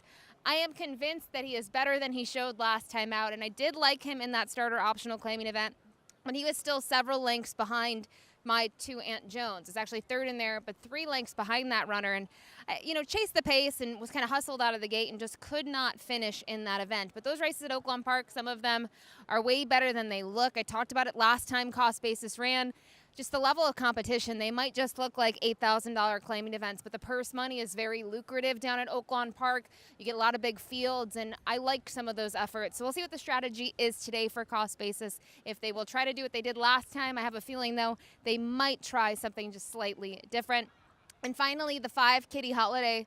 This is a horse that ran very well first off the layoff for Jim Vatira, Mike Newell, and Sharon Chicado, just ready to roll. And I think a big thing of the difference was Melanie Pinto. Melanie just let this horse get into a rhythm, didn't fight with him, didn't hustle him out of the gate, just a very patient ride and just stayed out of his way. And then when she needed to, she called upon him and he responded. And I think he needs to be ridden like that. I think you look at some of his races here at Fort Erie, and riders have sort of gotten in his way, or they've tried to fight him, or they've tried to hold him back. And I think he's a horse that's best left alone, and then when he needs you, you can guide him. So really liked what those two were able to do last time out. Obviously has to step up in class today, but is poised to do so off a really nice effort. Got a 66 Beyer speed figure, which is better than his best mark last year in 2024. But in terms of the top pick, go with the number 1, My Two Aunt Jones, who I have to say looked tremendous here, beautifully turned out by the connections. Will be a short price, but was a very game second last out behind Victory March. Good luck.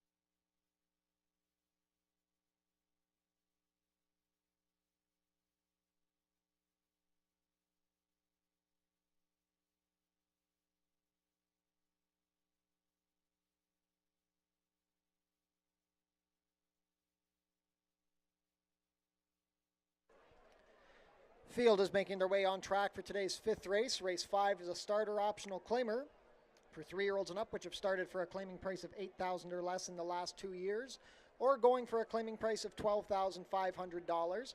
We're traveling a distance of 6 1/2 furlongs, competing for a purse of $23,700.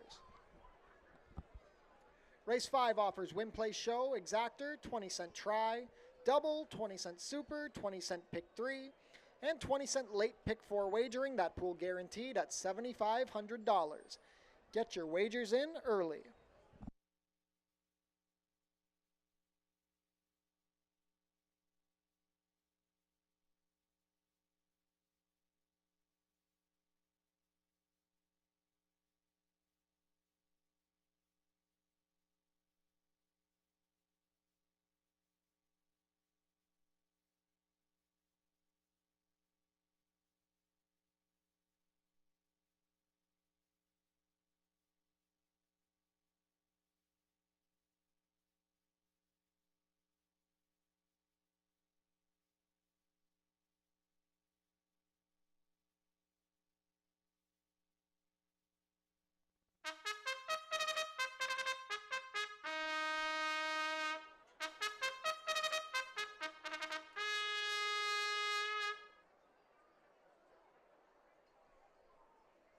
Race 5 post parade.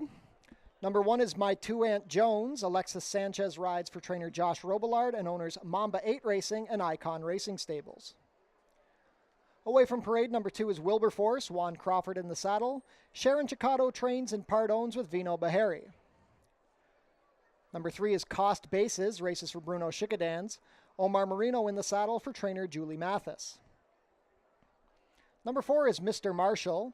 Kirk Johnson has the call for trainer Eric Raganoff, who owns in partnership with Nancy Raganoff. Number 5 is Kitty Holiday. Melanie Pinto rides. Sharon Chicotto trains, owned by Mike Newell and Jim Batier. Number 6 is Where Is Essa?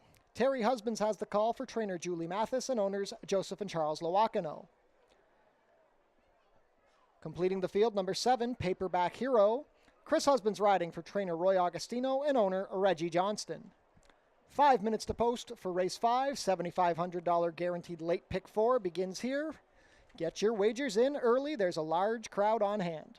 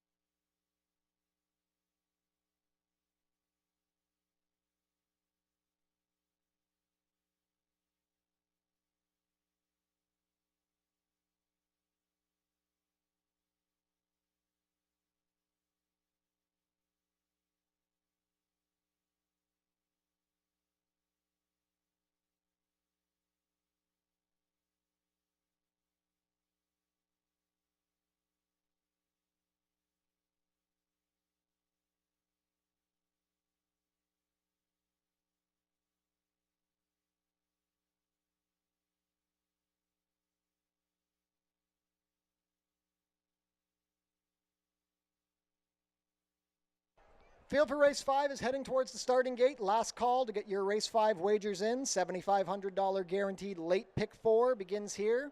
2-1 favorite, the number 1, My Two Aunt Jones.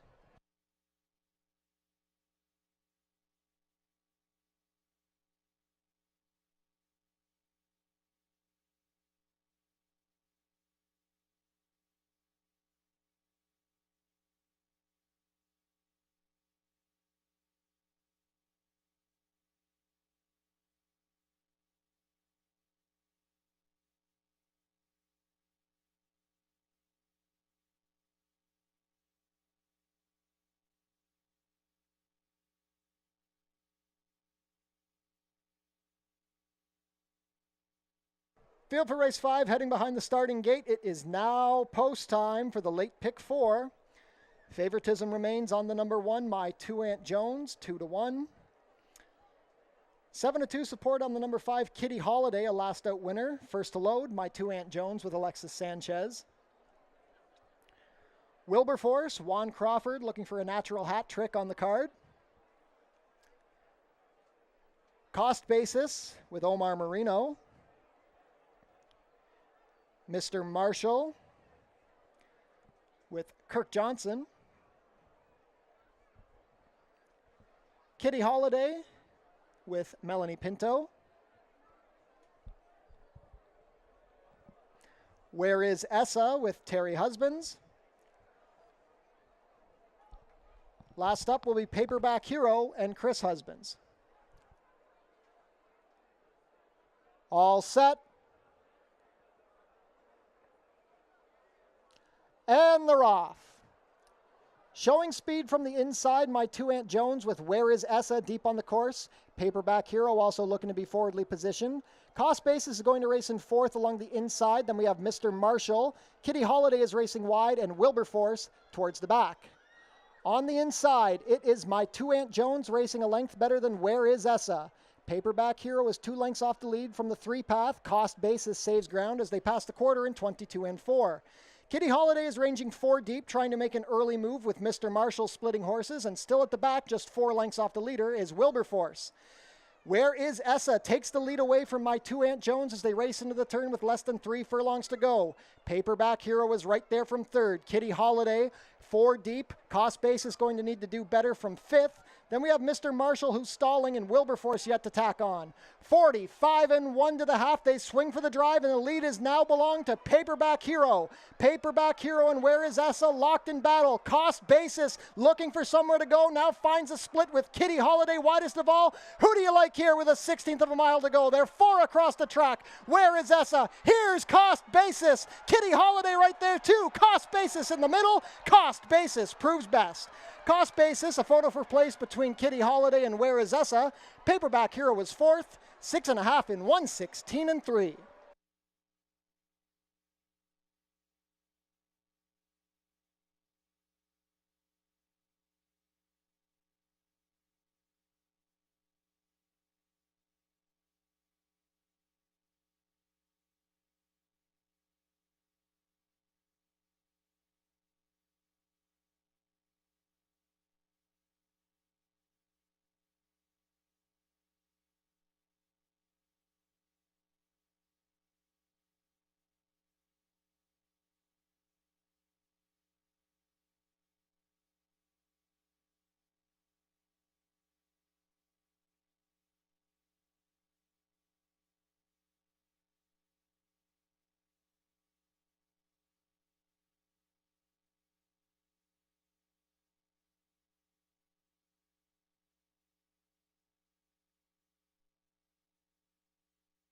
Unofficial in race 5, the winner is number 3, Cost Basis.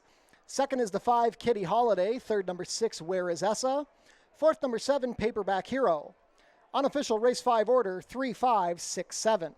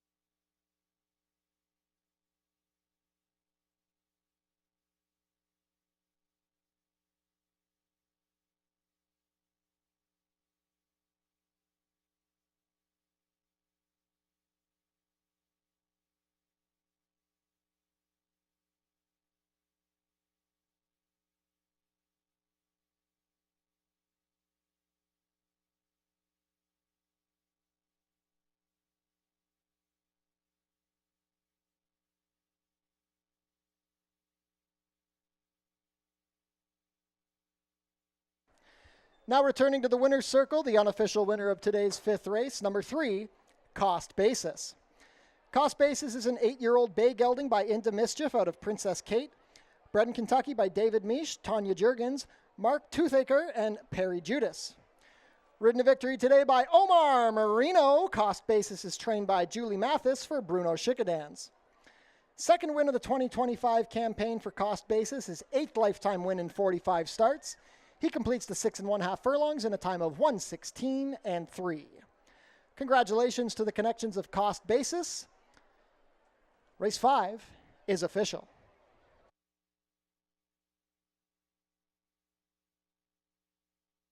Prices are up. Cost Basis, $650 to win, $370 and $280. Second, number 5, Kitty Holiday, $590 to place, $360. Third, number 6, Where Is Essa, $330 to show. $2 exact to 3.5, $37.70. The $1 try, 3.56, 80.15. $1 super, 3.567, $293.30. $2 double, 6.3, 9.20. $1 pick 3, 40.70. $1 early pick 4, 63.45. And the $1 early pick 5, $108.20.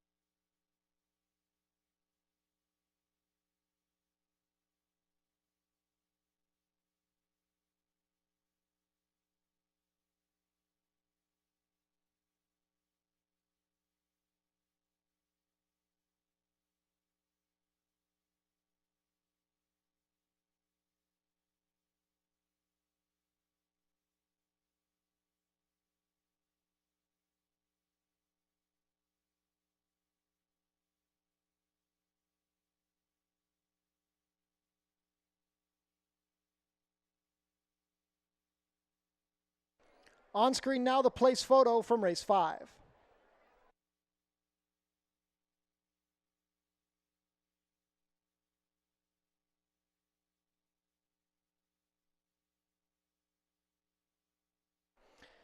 Mark your calendars. The 90th running of the Prince of Wales Stakes will be held on Tuesday, September 9th. New for Prince of Wales Day this year, we will be having a fashion contest. Come out to see who will be crowned the best dressed at the 90th Prince of Wales. All of us here at Fort Erie would like to wish a big thank you to our partners at Oneida and New Holland of Niagara. They supplied us with a new tractor for our track maintenance this season. Thank you very much to New Holland Niagara. Race 6, the $30,000 guaranteed long-run thoroughbred retirement stakes. There are no changes, 22 minutes to post.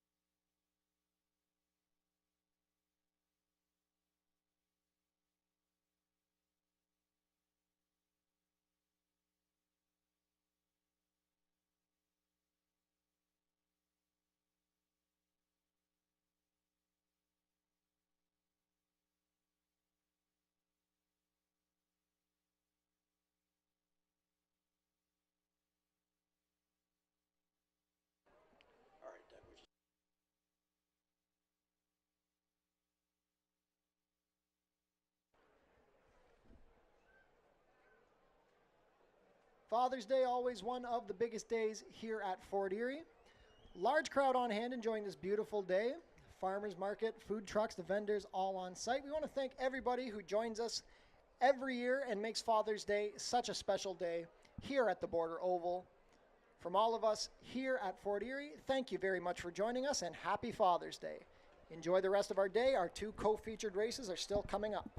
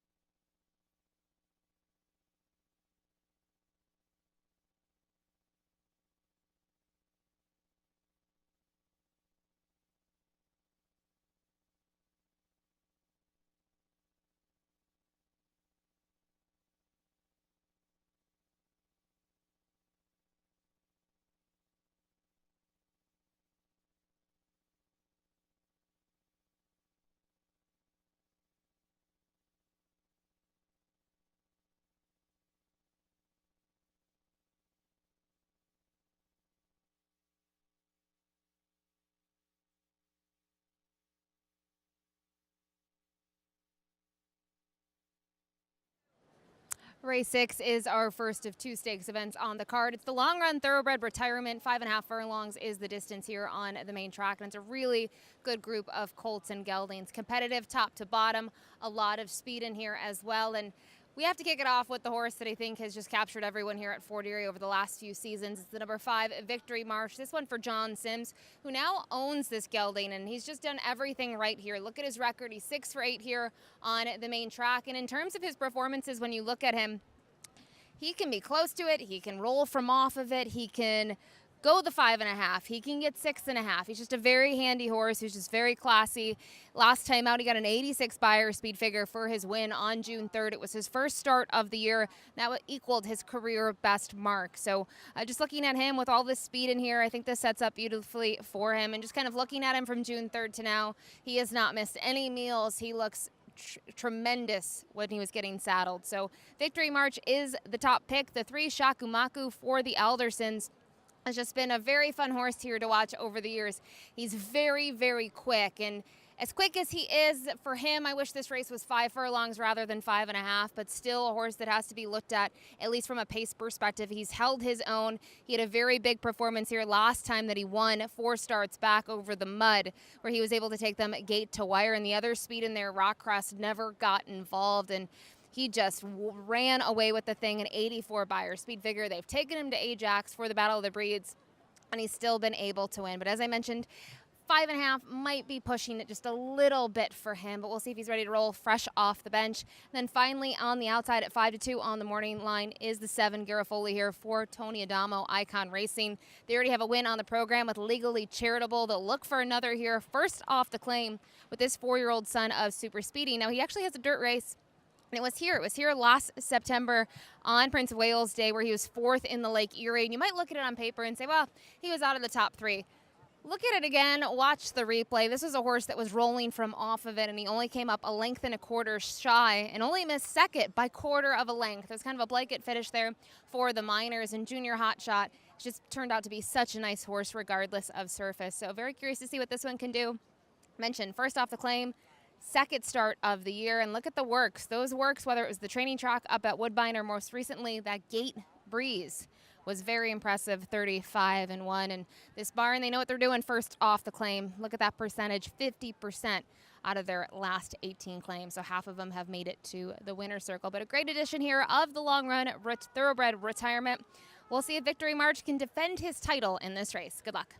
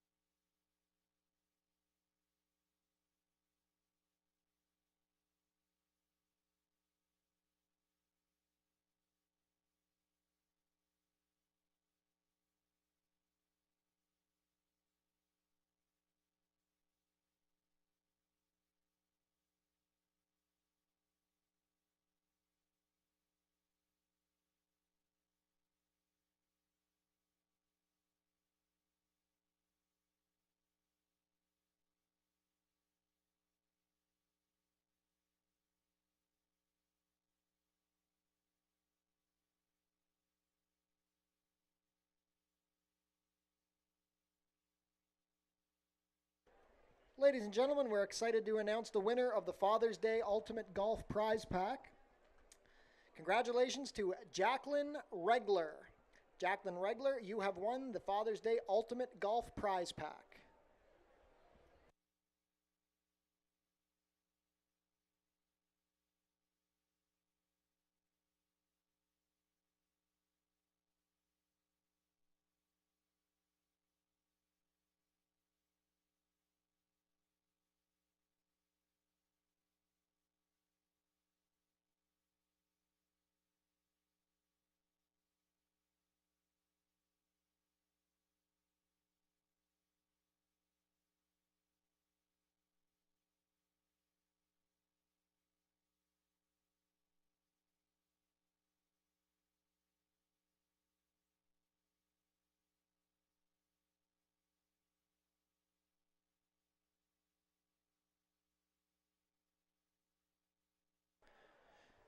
Field is making their way on track for today's sixth race. Race 6 is the $30,000 guaranteed long run thoroughbred retirement stakes. This is a stakes for colts and geldings, 3-year-olds and up, that have been based here at Fort Erie Racetrack. We are going a distance of 5 1/2 furlongs. Race 6 offers win, play, show, exactor, 20-cent try, double, 20-cent super, and 20-cent pick 3 wagering.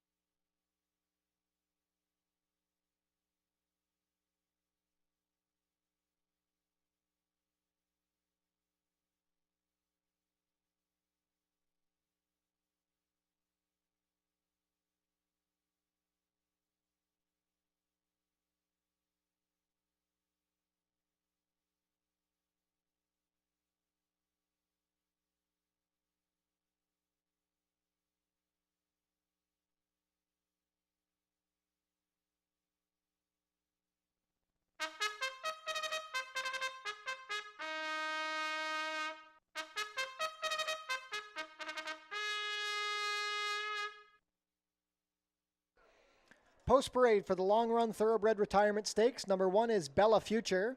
Amanda Vandermeersch rides for trainer John Sims and owner Deborah Fletcher. Number 2 is Sea to Air. Ishmael Mascara pilots for trainer Jeff Boyce and owners Robin Voice and Melinda Schuett. Tony Alderson owns and trains the number 3, Shaku Maku. The rider is Jeffrey Alderson. Number 4 is Name of the Game. Races for Suresh Ramroop. Kirk Johnson in the saddle for trainer George Newland. Number 5 is Victory March. Edgar Zenteno riding for owner-trainer John Sims. Number 6 is Diomedes. Chris Husbands riding for trainer Kevin Buttigieg and owner Henley Thoroughbreds Limited. Completing the field, number 7, Garofoli races for Icon Racing Stables. Juan Crawford in the saddle for trainer Tony Adamo. 5 minutes to post for the long-run Thoroughbred Retirement Stakes. Get your wagers in early. Big crowd on hand here today at Fort Erie.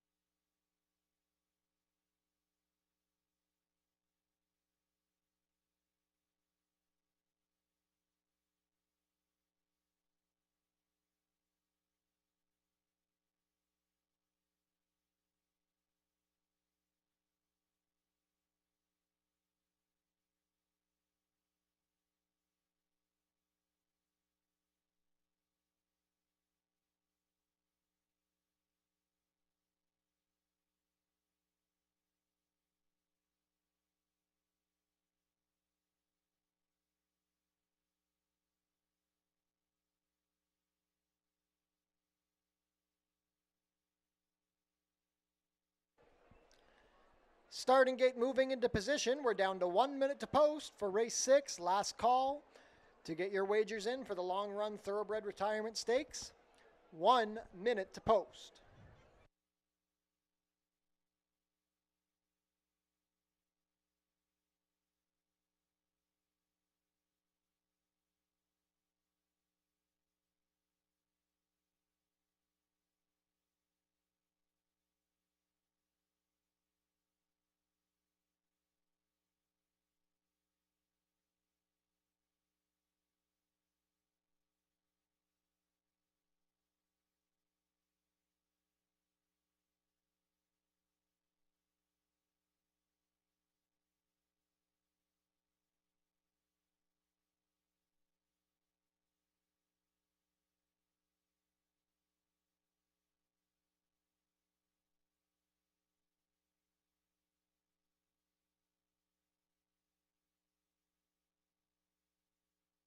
Last call for race 6 wagers. Current favorite at 9-5 is the number 5, Victory March.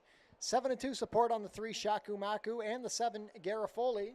They will be heading to post shortly.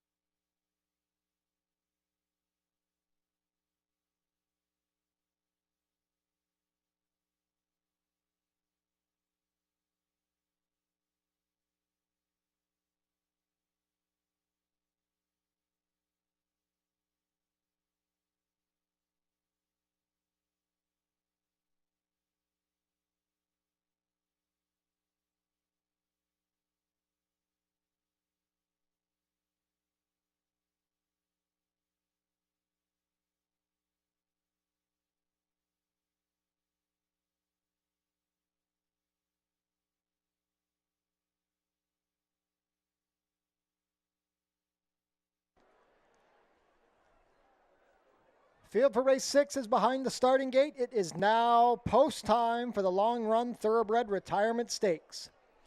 Victory March bet down to 4-5, the defending champion.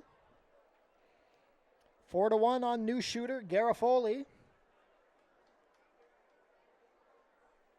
First up will be Bella Future with Amanda Vandermeersch. Sea to Air with Ishmael Mascara.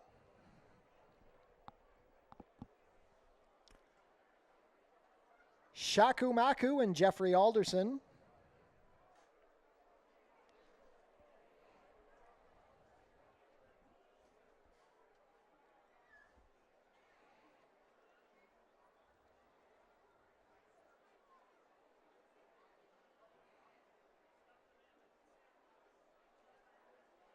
Shaku Maku reluctant.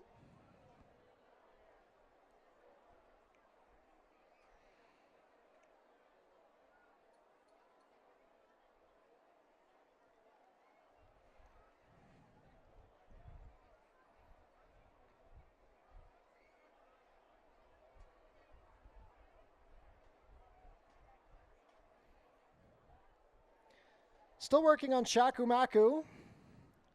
Favoritism still sitting with Victory March at even money.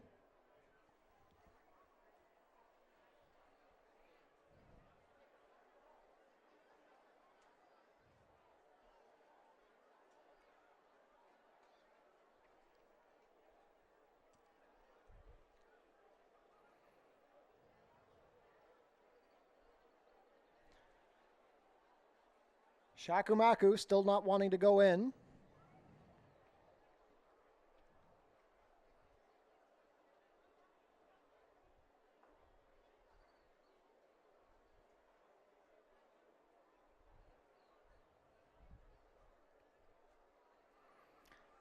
The others wait patiently as Shaku Maku continues to prove difficult. He's gone up almost goes in. Last out winner, Name of the Game, and Kirk Johnson will come to gate 4.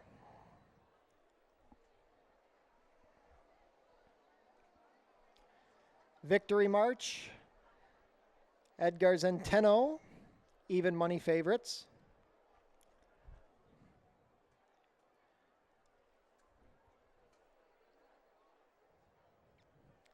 Diomedes with Chris Husbands.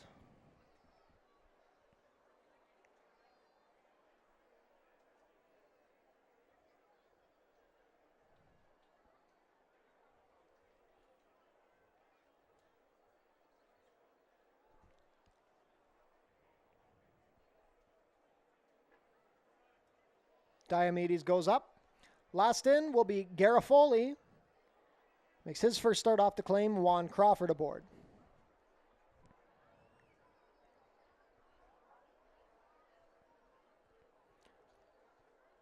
All set. And they're off. Name of the Game out a bit slowly. Garofoli showing speed from the outside. Here comes Shaku Maku with his early foot. Shaku Maku rushes out to make the early lead. It's Shaku Maku by 2. Garofoli second, working to save ground. Bella Future is racing in third along the inside with Name of the Game. Between horses Sea to Air and out wide Victory March. The trailer 7 lengths off the leader is Diomedes. They roll into the turn. It is Shaku Maku opening quarter 21 and 4. Garofoli is fighting the rider, getting out a bit. Victory March forced to go very wide. He's 4 deep. Name of the Game between horses. Bella Future. Now Garofoli straightens out from second. Sea to Air is backing up and Diomedes yet to get involved. They swing for the drive. Shaku Maku just off the rail being headed by Garofoli. Victory March down the far outside. It's these 3 with a furlong to go. The lead now belongs to Garofoli, but Victory March is gaining ground on the outside. Shaku Maku tries to fight back. Garofoli going best. Garofoli, one last push from Victory March, but Garofoli will hold on. It's Garofoli a length. Victory March was second, then Shaku Maku, well back to Bella Future. 5.5 in 102 and 3. That is a new track record in the long run thoroughbred retirement stakes.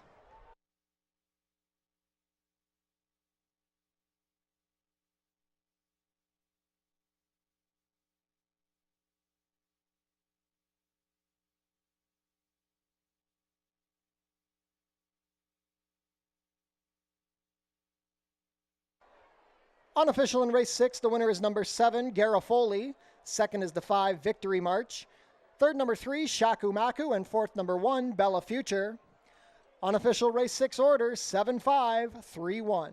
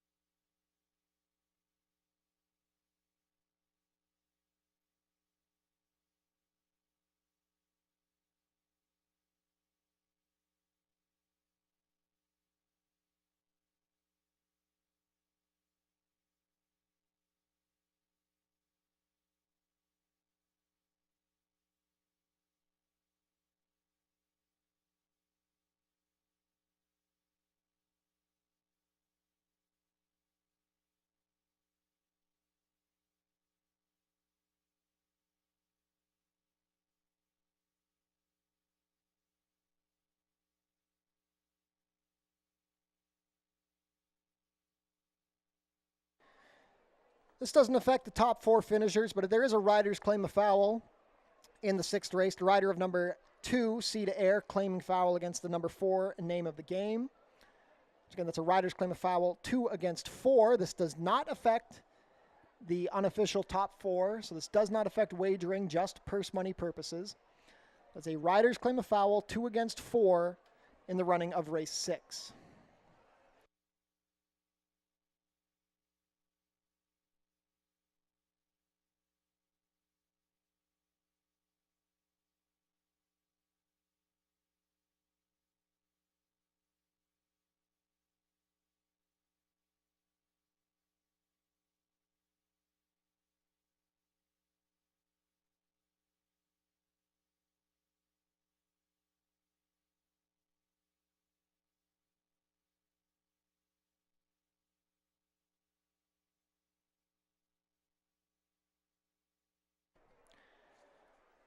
Now crossing the turf course and entering the infield stakes winner's circle, the unofficial winner of the long run thoroughbred retirement stakes, number 7, Gafoy. Gafoy is a 4-year-old dark bay or brown gelding by Super Speedy out of Sky Mother Earth, bred here in Ontario by Stephen H. Burks. That's a riding triple on the card for Juan Crawford and a double for the team of Tony Adamo and Icon Racing Stables. Gafoy, his 4th lifetime win, his first start off of a $25,000 claim at Woodbine. He holds off Victory March to win the long-run thoroughbred retirement stakes in a track record time, 5 1/2 furlongs in 1:02 and 3. Congratulations to the connections of Gafoy. Hold all tickets until race 6 is made official. Once again, the ongoing claim of foul does not affect the top 4 for wagering purposes.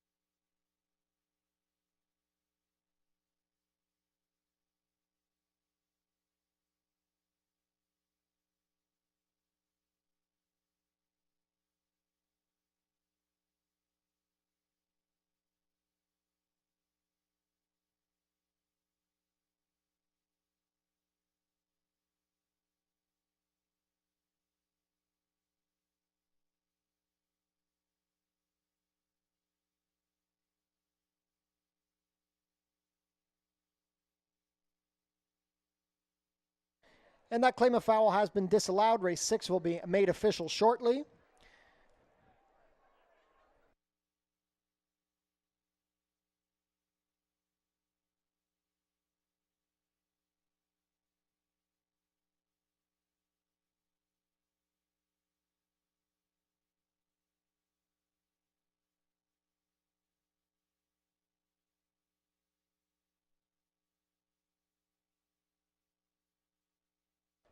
Race 6 is now official.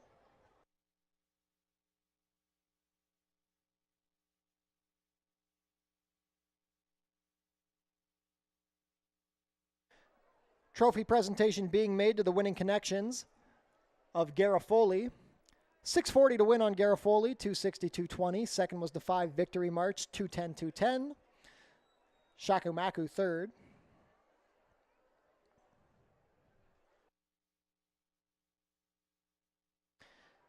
Winner Circle presentation being made by today's sponsor, FINA Insurance Solutions.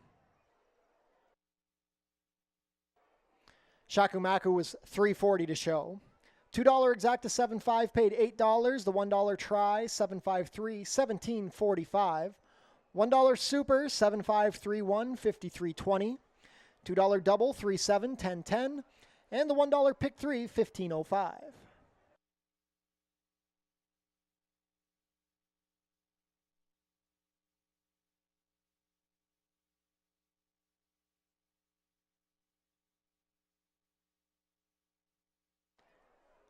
And we're going to head downstairs now to Ashley Mayu, who's on hand with the winning connections of Gafoy. Gafoy takes the long run at Thoroughbred Retirement. Juan Crawford aboard. And Juan, can you explain what happened in the turn? He kind of was doing something goofy. What was actually unfolding? Well, from morning he did it with me at Woodbine. He got me there. When he breezed them here, they did the same exact thing. So I partially ready for him, a little cautious of the outside draw. So I said, well, I know Shakumaku, he's going for it, so I'm going to track him down, get as close to him as possible. And once he hit the turn, he was like, oh, I'm heading for the outside. So 2 hands, 1 ring, and all my energy just locking him down, trying to get him back and finally got him pay attention again and got running. Good day for you so far, 3 wins. I know you got to run, so we'll let you go, but we'll grab Tony Adamo here, the trainer of Gafoy, and obviously the success continues with Icon Racing, but you just claimed this horse last time out. Was this always on the radar as the next start? Yeah, we actually liked 1 or 2 others in the race, but they didn't seem to want to like the dirt. This horse ran on it once before. Maybe not the best of the horses we were going to claim, but we thought we aimed him for this race. And I want to, like I say, thank Icon for being very patient with this horse. I mean, it's tough to sit on horses for 40 days, but if it didn't work out, we could have took the drop, I guess. 2 wins today, 3 wins on Friday up at Woodbine. It's been on a heater, but, you know, kind of looking at this group, and what does Icon mean to you now supporting you through? There's a ton of horses in the barn. Yeah, it's a effort for everybody. It's not me, it's not Icon. His son is manager, and the 3 of us always make decisions together. Like, there's nothing one person makes, right? So at the end of the day, I want to thank them. This was a great race. These were the best horses on the grounds, I thought. There wasn't anybody not in it. And I don't ever tout a horse or anything, but I absolutely love this horse today. I know it's after the race, but it doesn't matter. Like, I don't tout horses ever in 30 years, but I love this horse, and I'm glad he won. So. Well, another tidbit I'll let you know, best turned out from Long Run, they were here on site, was Gafoy. Ryan Elder said got the award. So share that with the team, and congrats. Yeah, and everybody, and congrats to the barn. Some of them can't be over here because they're doing the work at the barn, but it doesn't go unnoticed. So good luck. Thanks. Yeah.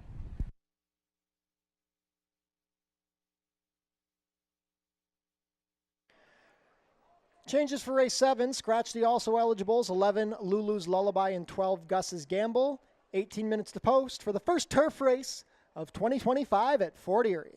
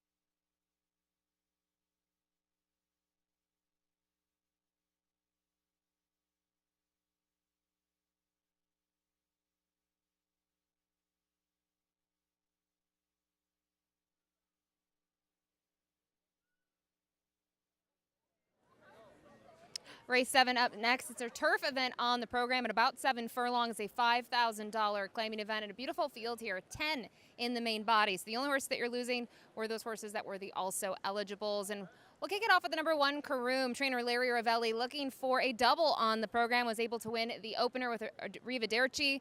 And now Karoom going to make his Fort Erie debut. And you look at the efforts this year, 0 for 3 in the money, but just a different level of competition down at Tampa, and then 3 back at Turfway Park. Turfway Park's a very, very tough meet.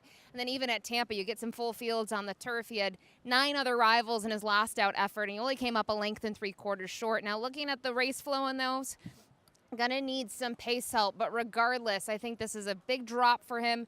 You look at the winner and the runner-up in that last out, they came back to win in their following outings, and his numbers are pretty competitive, a bunch this group.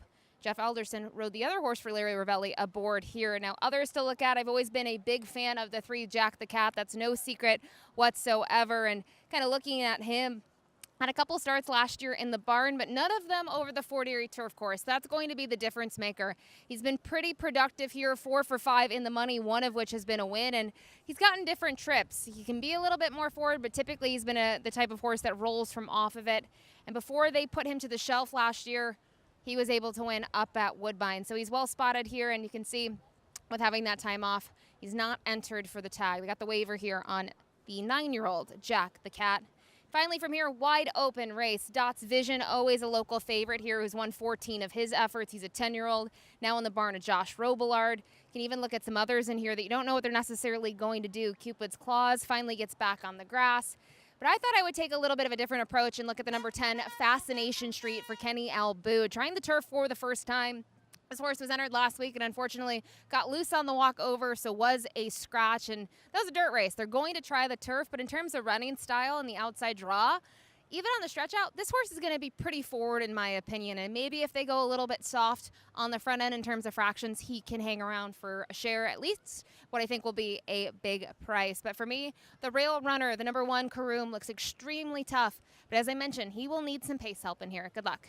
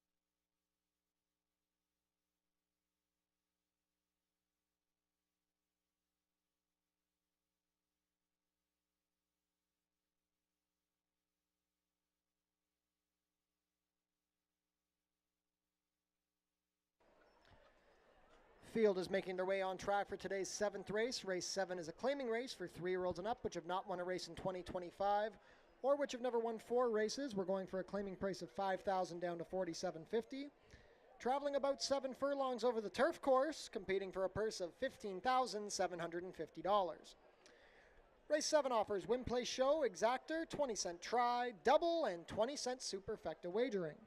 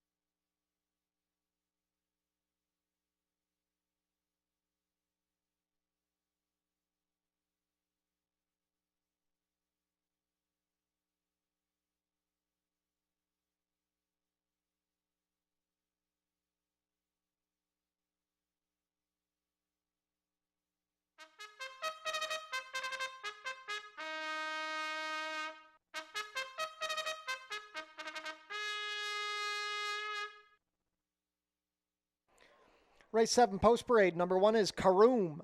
Jeffrey Alderson rides for trainer Larry Ravelli and owner Patricia's Hope LLC.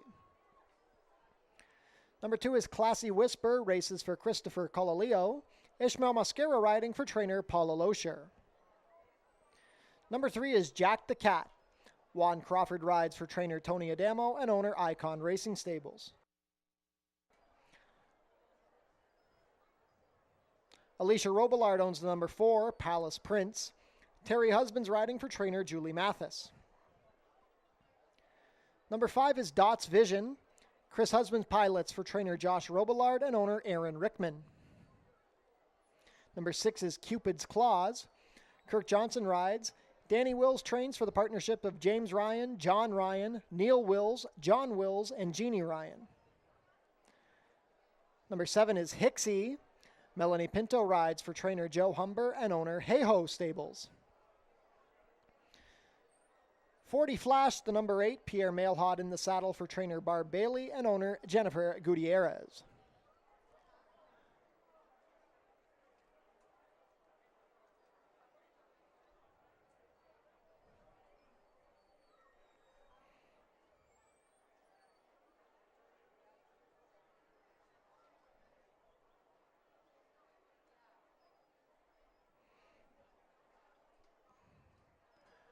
Number 9 is Storm and Dave. Alexis Sanchez riding for trainer Danny Yu and owner Sekyun Chung.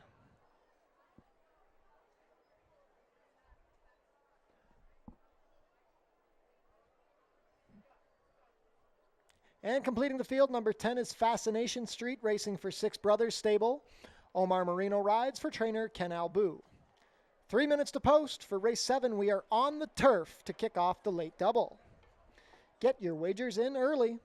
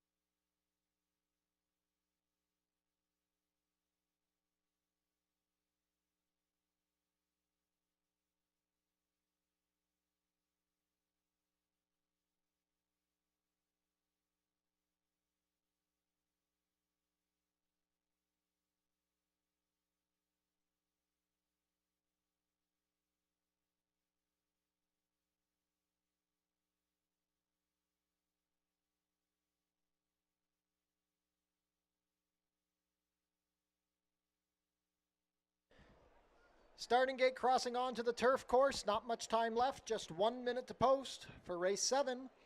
Late double wagering kicks off here. The first turf race of the meet here at Fort Erie.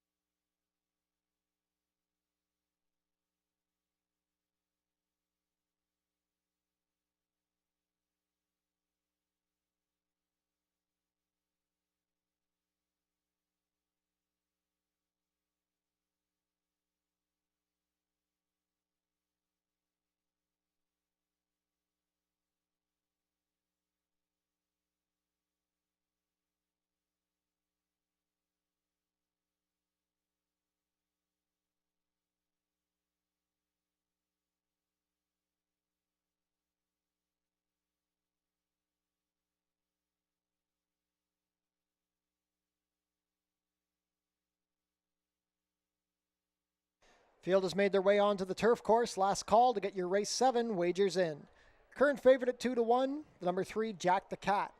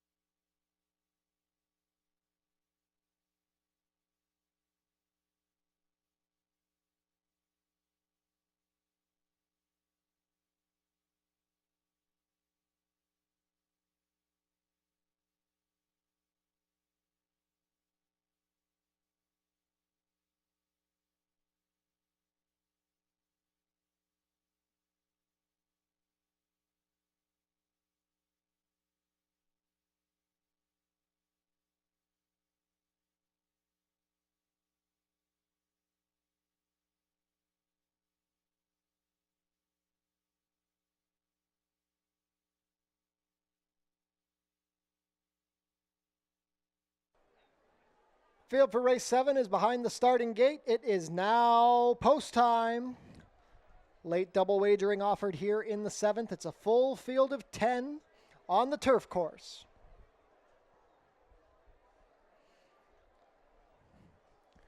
First in, Karoom. Alderson and Ravelli already with a win on the card for Patricia's Hope. Classy Whisper with Ishmael Mascara.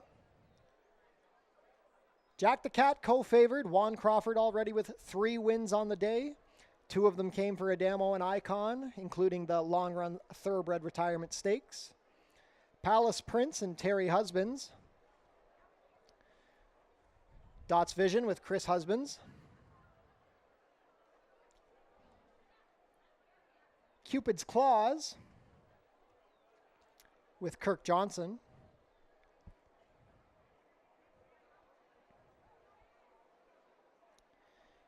Cupid's Claws goes up. Hixie with Melanie Pinto.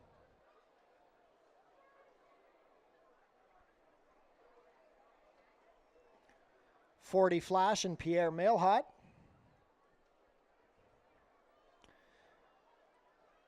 Storm and Dave ships down from Woodbine. Alexis Sanchez has the call.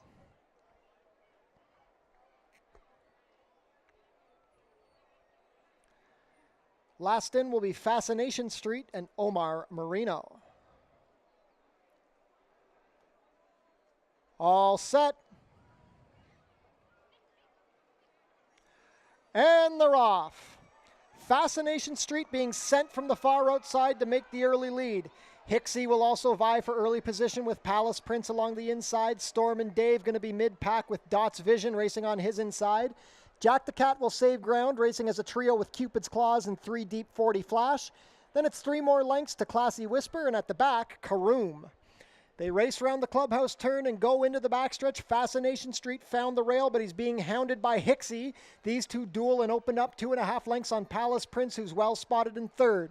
4th on the outside is Storm and Dave. Jack the Cat 5th, saving ground with Dots Vision, a half length back to his outside. The opening quarter, 23 and 2. Wide on the course, 40 Flash, followed by Cupid's Claws. Karoom still at the back, and the trailer is Classy Whisper. They race into the far turn. The duel continues. Hixie has a short advantage over Fascination Street. Palace Prince has made his way to the outside and gains ground with every stride. Storm and Dave also right there. Jack the Cat looking for somewhere to go. Dots Vision is next, then Cupid's Claws. Classy Whisper wails to the forepath to try and launch a rally from the back. The half was 46 and 1. They turn into the stretch. It's Palace Prince, the new leader, with Storm and Dave. And here's Jack the Cat. He found the far outside and he's unleashed his rally. It's Jack Jack the Cat and Juan Crawford. Tony Adamo and Icon Stables red hot this week. Jack the Cat kicking clear. Late rally from Cupid's Claws, but they're not going to get to Jack the Cat. It's Jack the Cat by 2. Cupid's Claws, then a photo for show between Storm and Dave and Palace Prince.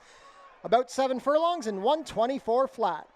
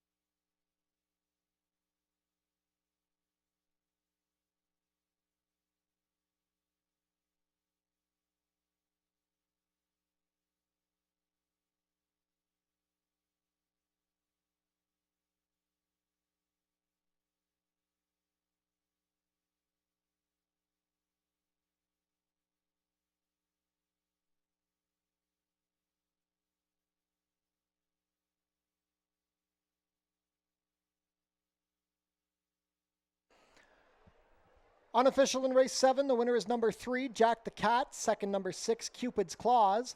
Third, number 9, Storm and Dave. And fourth, number 4, Palace Prince. Unofficial race 7 order, 3-6-9-4.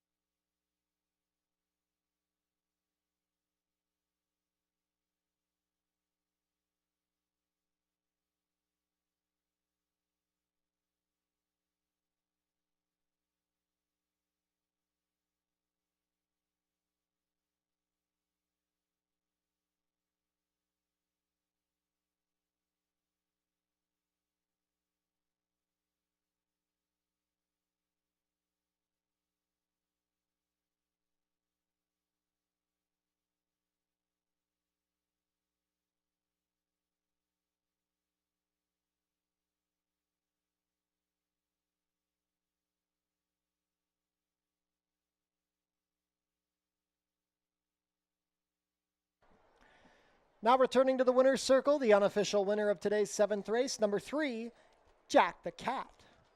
Jack the Cat is a 9-year-old bay gelding by Courageous Cat out of Not My Fault, bred in New York by John Dorian. 4 wins on the day for Juan Crawford. Jack the Cat is trained by Tony Adamo and owned by Icon Racing Stables. They team up for their 3rd win on the card. Jack the Cat picks up where he left off last season with a win, his 9th win in 51 career starts. Once he found room, he exploded, completing the about 7 furlongs in a time of 124 flat. Congratulations to the connections of Jack the Cat. Hold all tickets until race 7 is made official.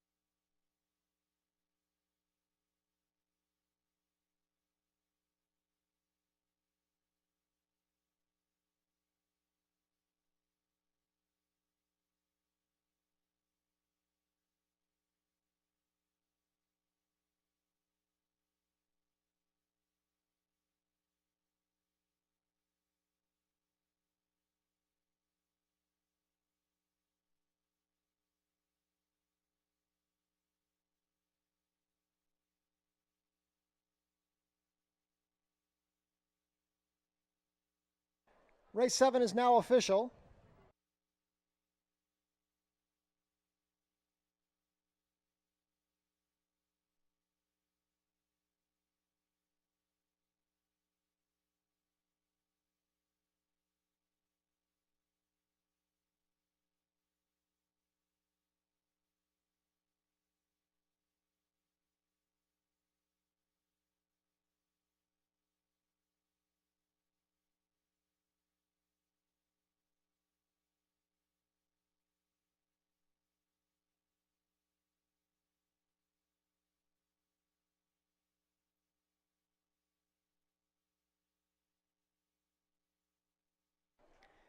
Prices are up. Jack the Cat returns $8.70 to win, $4.70 and $3.30. Long shot number 6, Cupid's Claw, is up for second, $18.20 to place, $9.60. Third was number 9, Storm and Dave, $4.10 to show. $2 exacta 3-6, $137.60. The $1 try, 369, $477.35. $1 super, 3694, $5,491.75. $2 double, 7-3, 30-10, and the $1 pick 3, 56.65.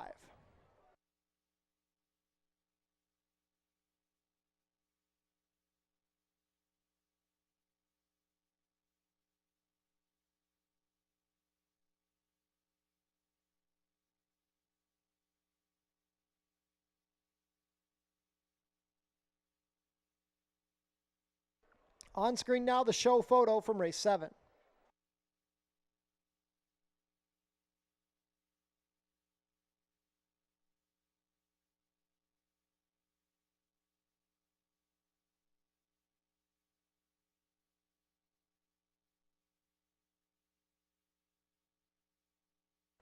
Couple of claims out of race 7. The number 1, Karoom, claimed by Melinda Schuett and Robin Voice, moves to the barn of trainer Jeff Voice. Also claimed out of race 7, the number 9, Storm and Dave, claimed by owner-trainer Stephen Cathcart.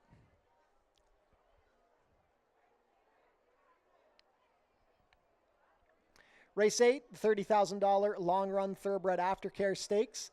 Steward scratch of the number 1, American, of course. Rider change on the number 4, Nice Baby. Make the rider Delilah Rivera. 19 minutes to post for race 8.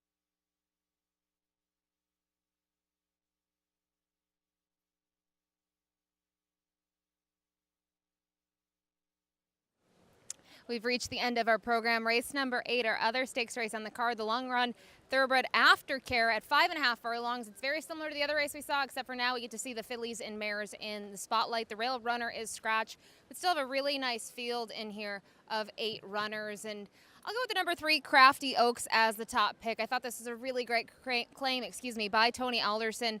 2 starts back for 5,000, and in that first start in the barn, she was ready to roll in that starter optional claiming event. She was quick, but she didn't need the lead, and she was very comfortable with being close to the action, and then she drew clear there by 4.5 with the guidance of Jeffrey Alderson, who's back aboard. And I have to say, she can be a little quirky, but the way she's behaving in the paddock, I absolutely love from her. She's been pretty calm all throughout, and especially once getting the tack on. So Crafty Oaks is the top pick. One of her rivals from that race that finished 3rd, the 8 Mountain Sound, I will use underneath. She did not fire last time out. She probably needed the race. You look at her local resume here at Fort Erie, it's better than she showed last time out. I'm just hoping it was a fitness thing. We'll give her another try here. I think going forward, 5.5, probably not what she wants to do. She's more of a 6.5 furlong type of mare, but if she can run to any of her races last year, she could be extremely tough in here, especially if there's some pace to run at, because she's typically flying from off of it. And finally, the 7 Foolish Games would be quite the winner here if this one can get home for Icon Racing, Tony Adamo and Juan Crawford. This would be Juan's 5th race on the program, and the other connections, their 3rd. And Foolish Games was very impressive last time out in that starter optional claiming event. Was first off the claim, 2nd start of the year. She took them gate to wire, but it was going 6.5, and curious to see her now on the cutback. I don't think it'll be an issue. She has a ton of speed, and both of her efforts here on the main track, they've been extremely strong. The other one was a couple of years back in the Rondo Bay, where she just came up a nose short behind Fashionably Fab, who's turned out to be one talented race mare. But see what happens here in our final race on the card. For all of the fathers and fatherly figures that joined us on track here today with your families, thank you for attending, and hope you enjoy the rest of your Father's Day.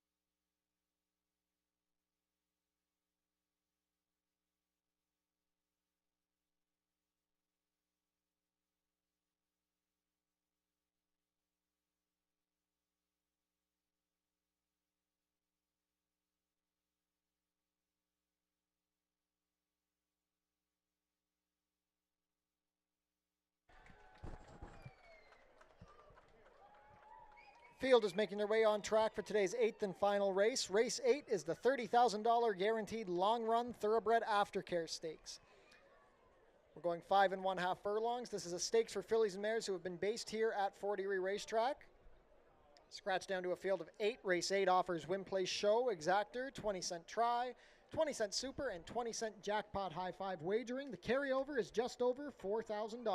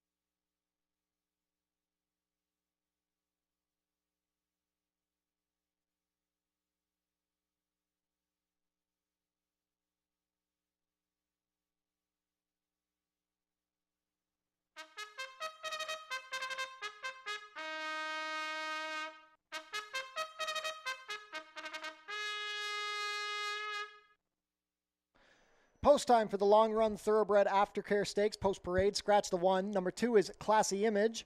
Chris Husbands rides for trainer Mark Fournier and owners Tanya Orth, Amy Drow, and Dean Zaniel.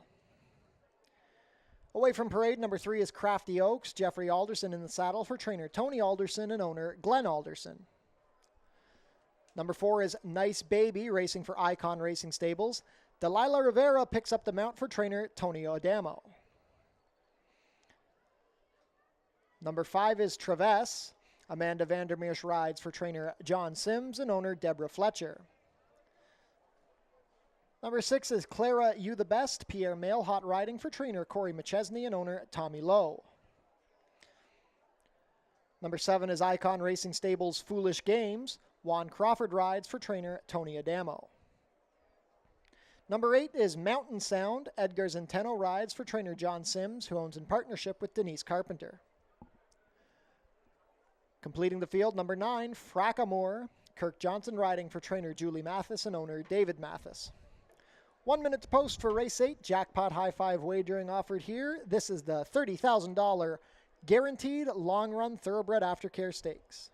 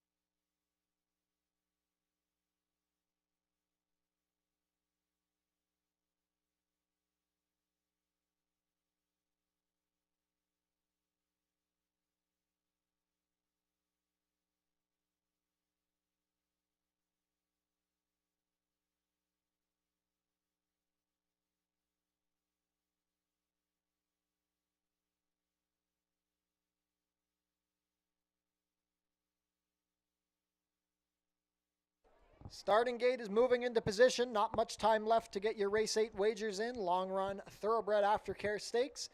2-1 co-favorites are the number 7, Foolish Games, and the 3, Crafty Oaks. Competitive field of 8 for the jackpot high five on this beautiful Father's Day card at Fort Erie.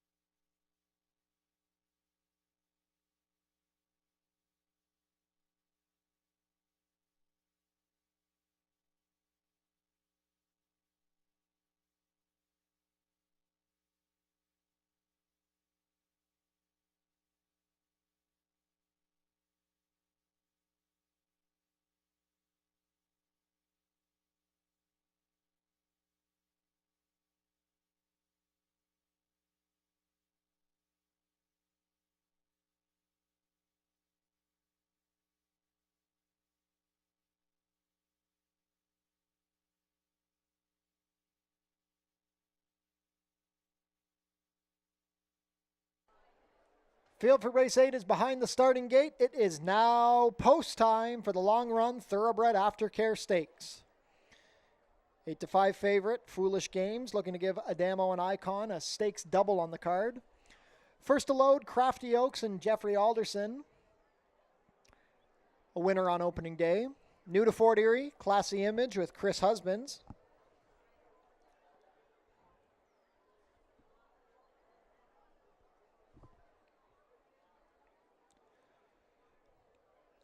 Nice Baby and Delilah Rivera in her first Canadian mount. Best of luck.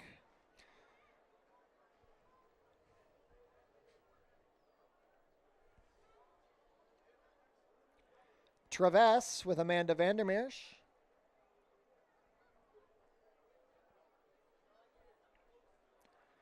Clara You the Best with Pierre Mailhot. Foolish Games bet down to 4-5 with Juan Crawford, who has 4 wins on the day. Mountain Sound with Edgar Zenteno.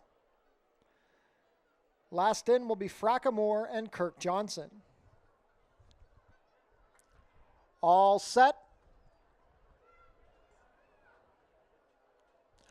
And they're off in the long run Thoroughbred Aftercare Stakes. A beautiful start. Nice Baby showing speed with Crafty Oaks along the inside. Dropping back to a stalking spot is Classy Image with Travess to her outside. Deep on the course is Frackamore. After a slightly slow start, Foolish Games making a big early run for the lead. Towards the back early is Mountain Sound, and the trailer is Clara You the Best.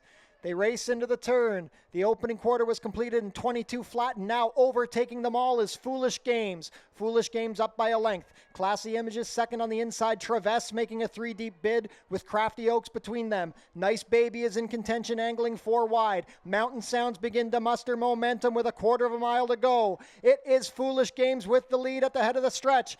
3 deep, Travess is trying to make a run. Mountain Sound angling to the outside. The half was 45-1. Here comes Travess. Foolish Games holding the lead. Mountain Sound with a late run. Travess and Foolish Games. A scintillating finish in the long run Thoroughbred Aftercare. It's Travess. Mountain Sound one last push, but Travess and Amanda Vandermeersch prove best.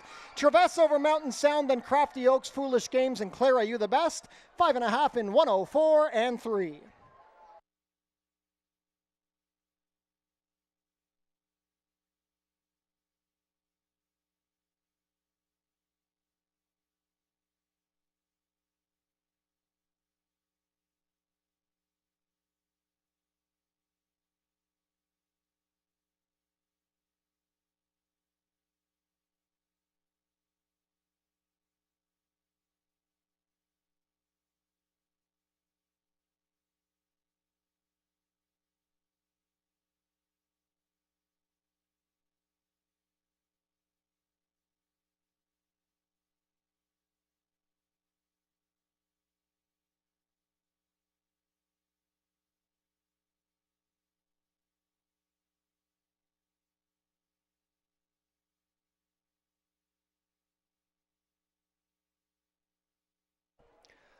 Unofficial in race 8, the winner is number 5, Travess. Second is the 8, Mountain Sound. Third, number 3, Crafty Oaks. And fourth, number 7, Foolish Games. Fifth was the 6, Clara You the Best. Unofficial race 8 order, 5837. It's a John Sims exactor. Travess over Mountain Sound in the long run Thoroughbred Aftercare Stakes.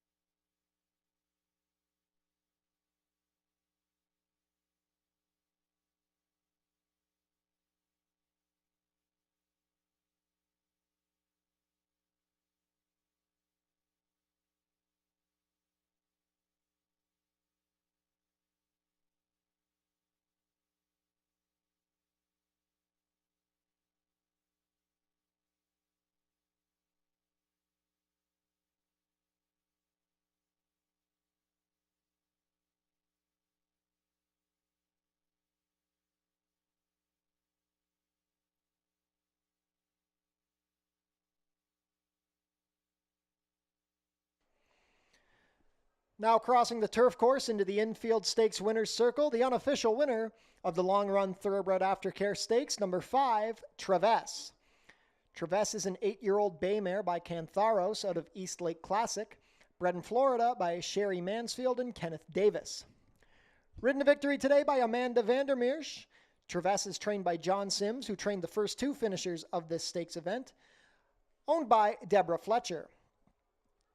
Travess now a perfect 2 for 2 here at Fort Erie. That's her 14th lifetime win in 68 career starts. A model of consistency. She proves best, completing the 5 1/2 furlongs in a time of 1:04 and 3. Congratulations to the connections of Travess. Hold all tickets until race 8 is made official.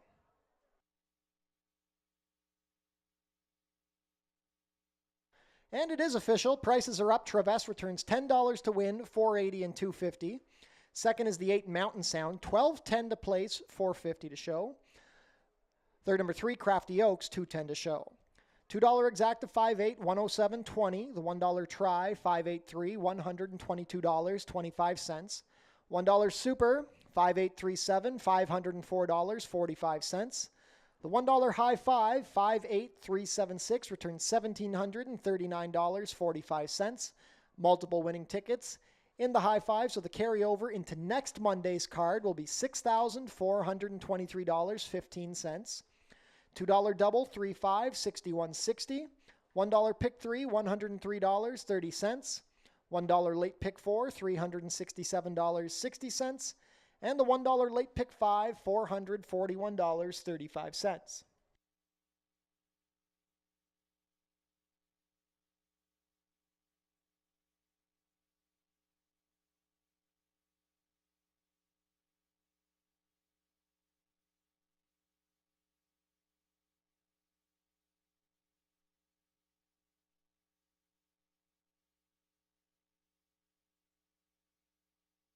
And we're going to head downstairs to Ashley Mayu on hand with the winning connections of Travess. The long red thoroughbred aftercare stakes goes to Travess from post 5, piloted by Amanda Vandermeer. And Amanda, this is your first time aboard. We talked a couple days ago. You said you might have some mounts today, but take us through your trip. She came out of the gate really good.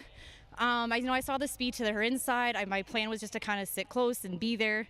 She wanted to be on the lead, so I just let her sit where she was comfortable. Coming around the turn, she was still telling me she had lots left in her, so I just let her go, and as soon as she straightened up, she did the rest. John and the team got her ready perfectly. I'd like to thank John and his team and to the owners for giving me the opportunity for honor. She's an amazing horse. You mentioned John here, giving him some congratulations, but the last 2-3 years, you've gotten some more mounts from the barn, and you're making the most of those opportunities. How does it feel to get those chances? It feels great. I mean, not being one of the top jockeys, it's hard getting the mounts, and I have a lot of respect for John and all the other trainers that are giving me the opportunities, and I hope it continues. Well, congrats and go celebrate. Thank you. John Sims, the winning trainer. And actually, you have the exacta here as Mountain Sound's going to finish second in here, but in terms of your mares in here, how happy are you with both of them? Well, obviously I'm very happy with it. I felt going into the race I was in some deep water with the distance. I was more concerned about the distance. Mountain Sound, she'd like to come out of it a little bit. And the other one, there was a ton of speed in there. I thought that may conflict with her.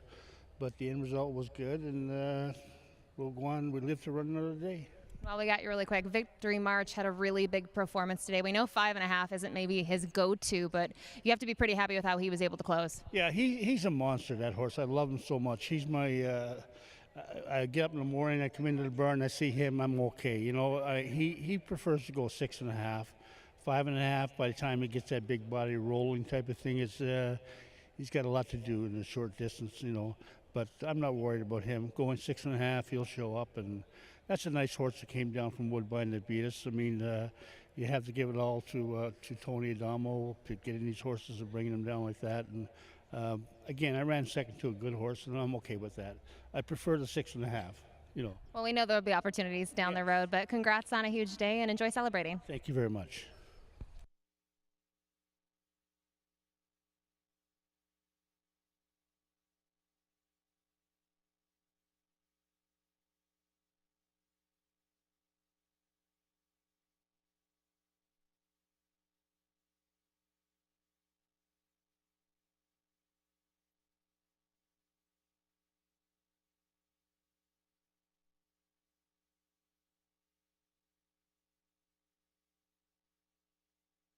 Jackpot High Five carryover is growing. Next Monday's carryover will be $6,423.15. Visit our website, fortierieracing.com, for information about everything going on here at the track. Tune into the pre-race show to get info about the track conditions, scratches and changes, handicapping selections, and info about upcoming races and events.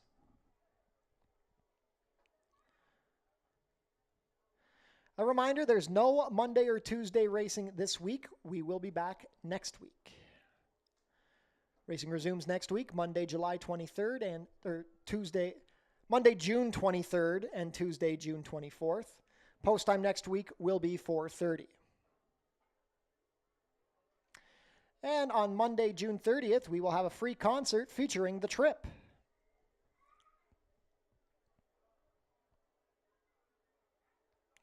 Wiener Dog Races coming back to Fort Erie this summer, Sunday, July 13th. Registration details are available on our website. And for more dog racing action, Sunday, August 17th, we'll have the Basset Hound and Corgi races. Fort Foodie Fest returns on Sunday, July 27th. Don't miss the delicious action. Everything kicks off at noon. We want to say a big thank you to our partners at Oneida New Holland of Niagara for supplying us with a new tractor for our track maintenance this season. Thank you very much. We appreciate everyone at New Holland. Tune in to the Fort Erie Race Replay Show, Your TV Niagara, Channel 700, Thursdays at 10:30 and Saturdays at 10. And that concludes the Father's Day action here from Fort Erie. We want to thank everybody for joining us today. This is always one of the highlights of the racing season, and we thank everyone who joins us to make it such a special day. From all of us here at Fort Erie Racetrack, enjoy the rest of your Father's Day. Have a safe drive home, and we will see you next Monday.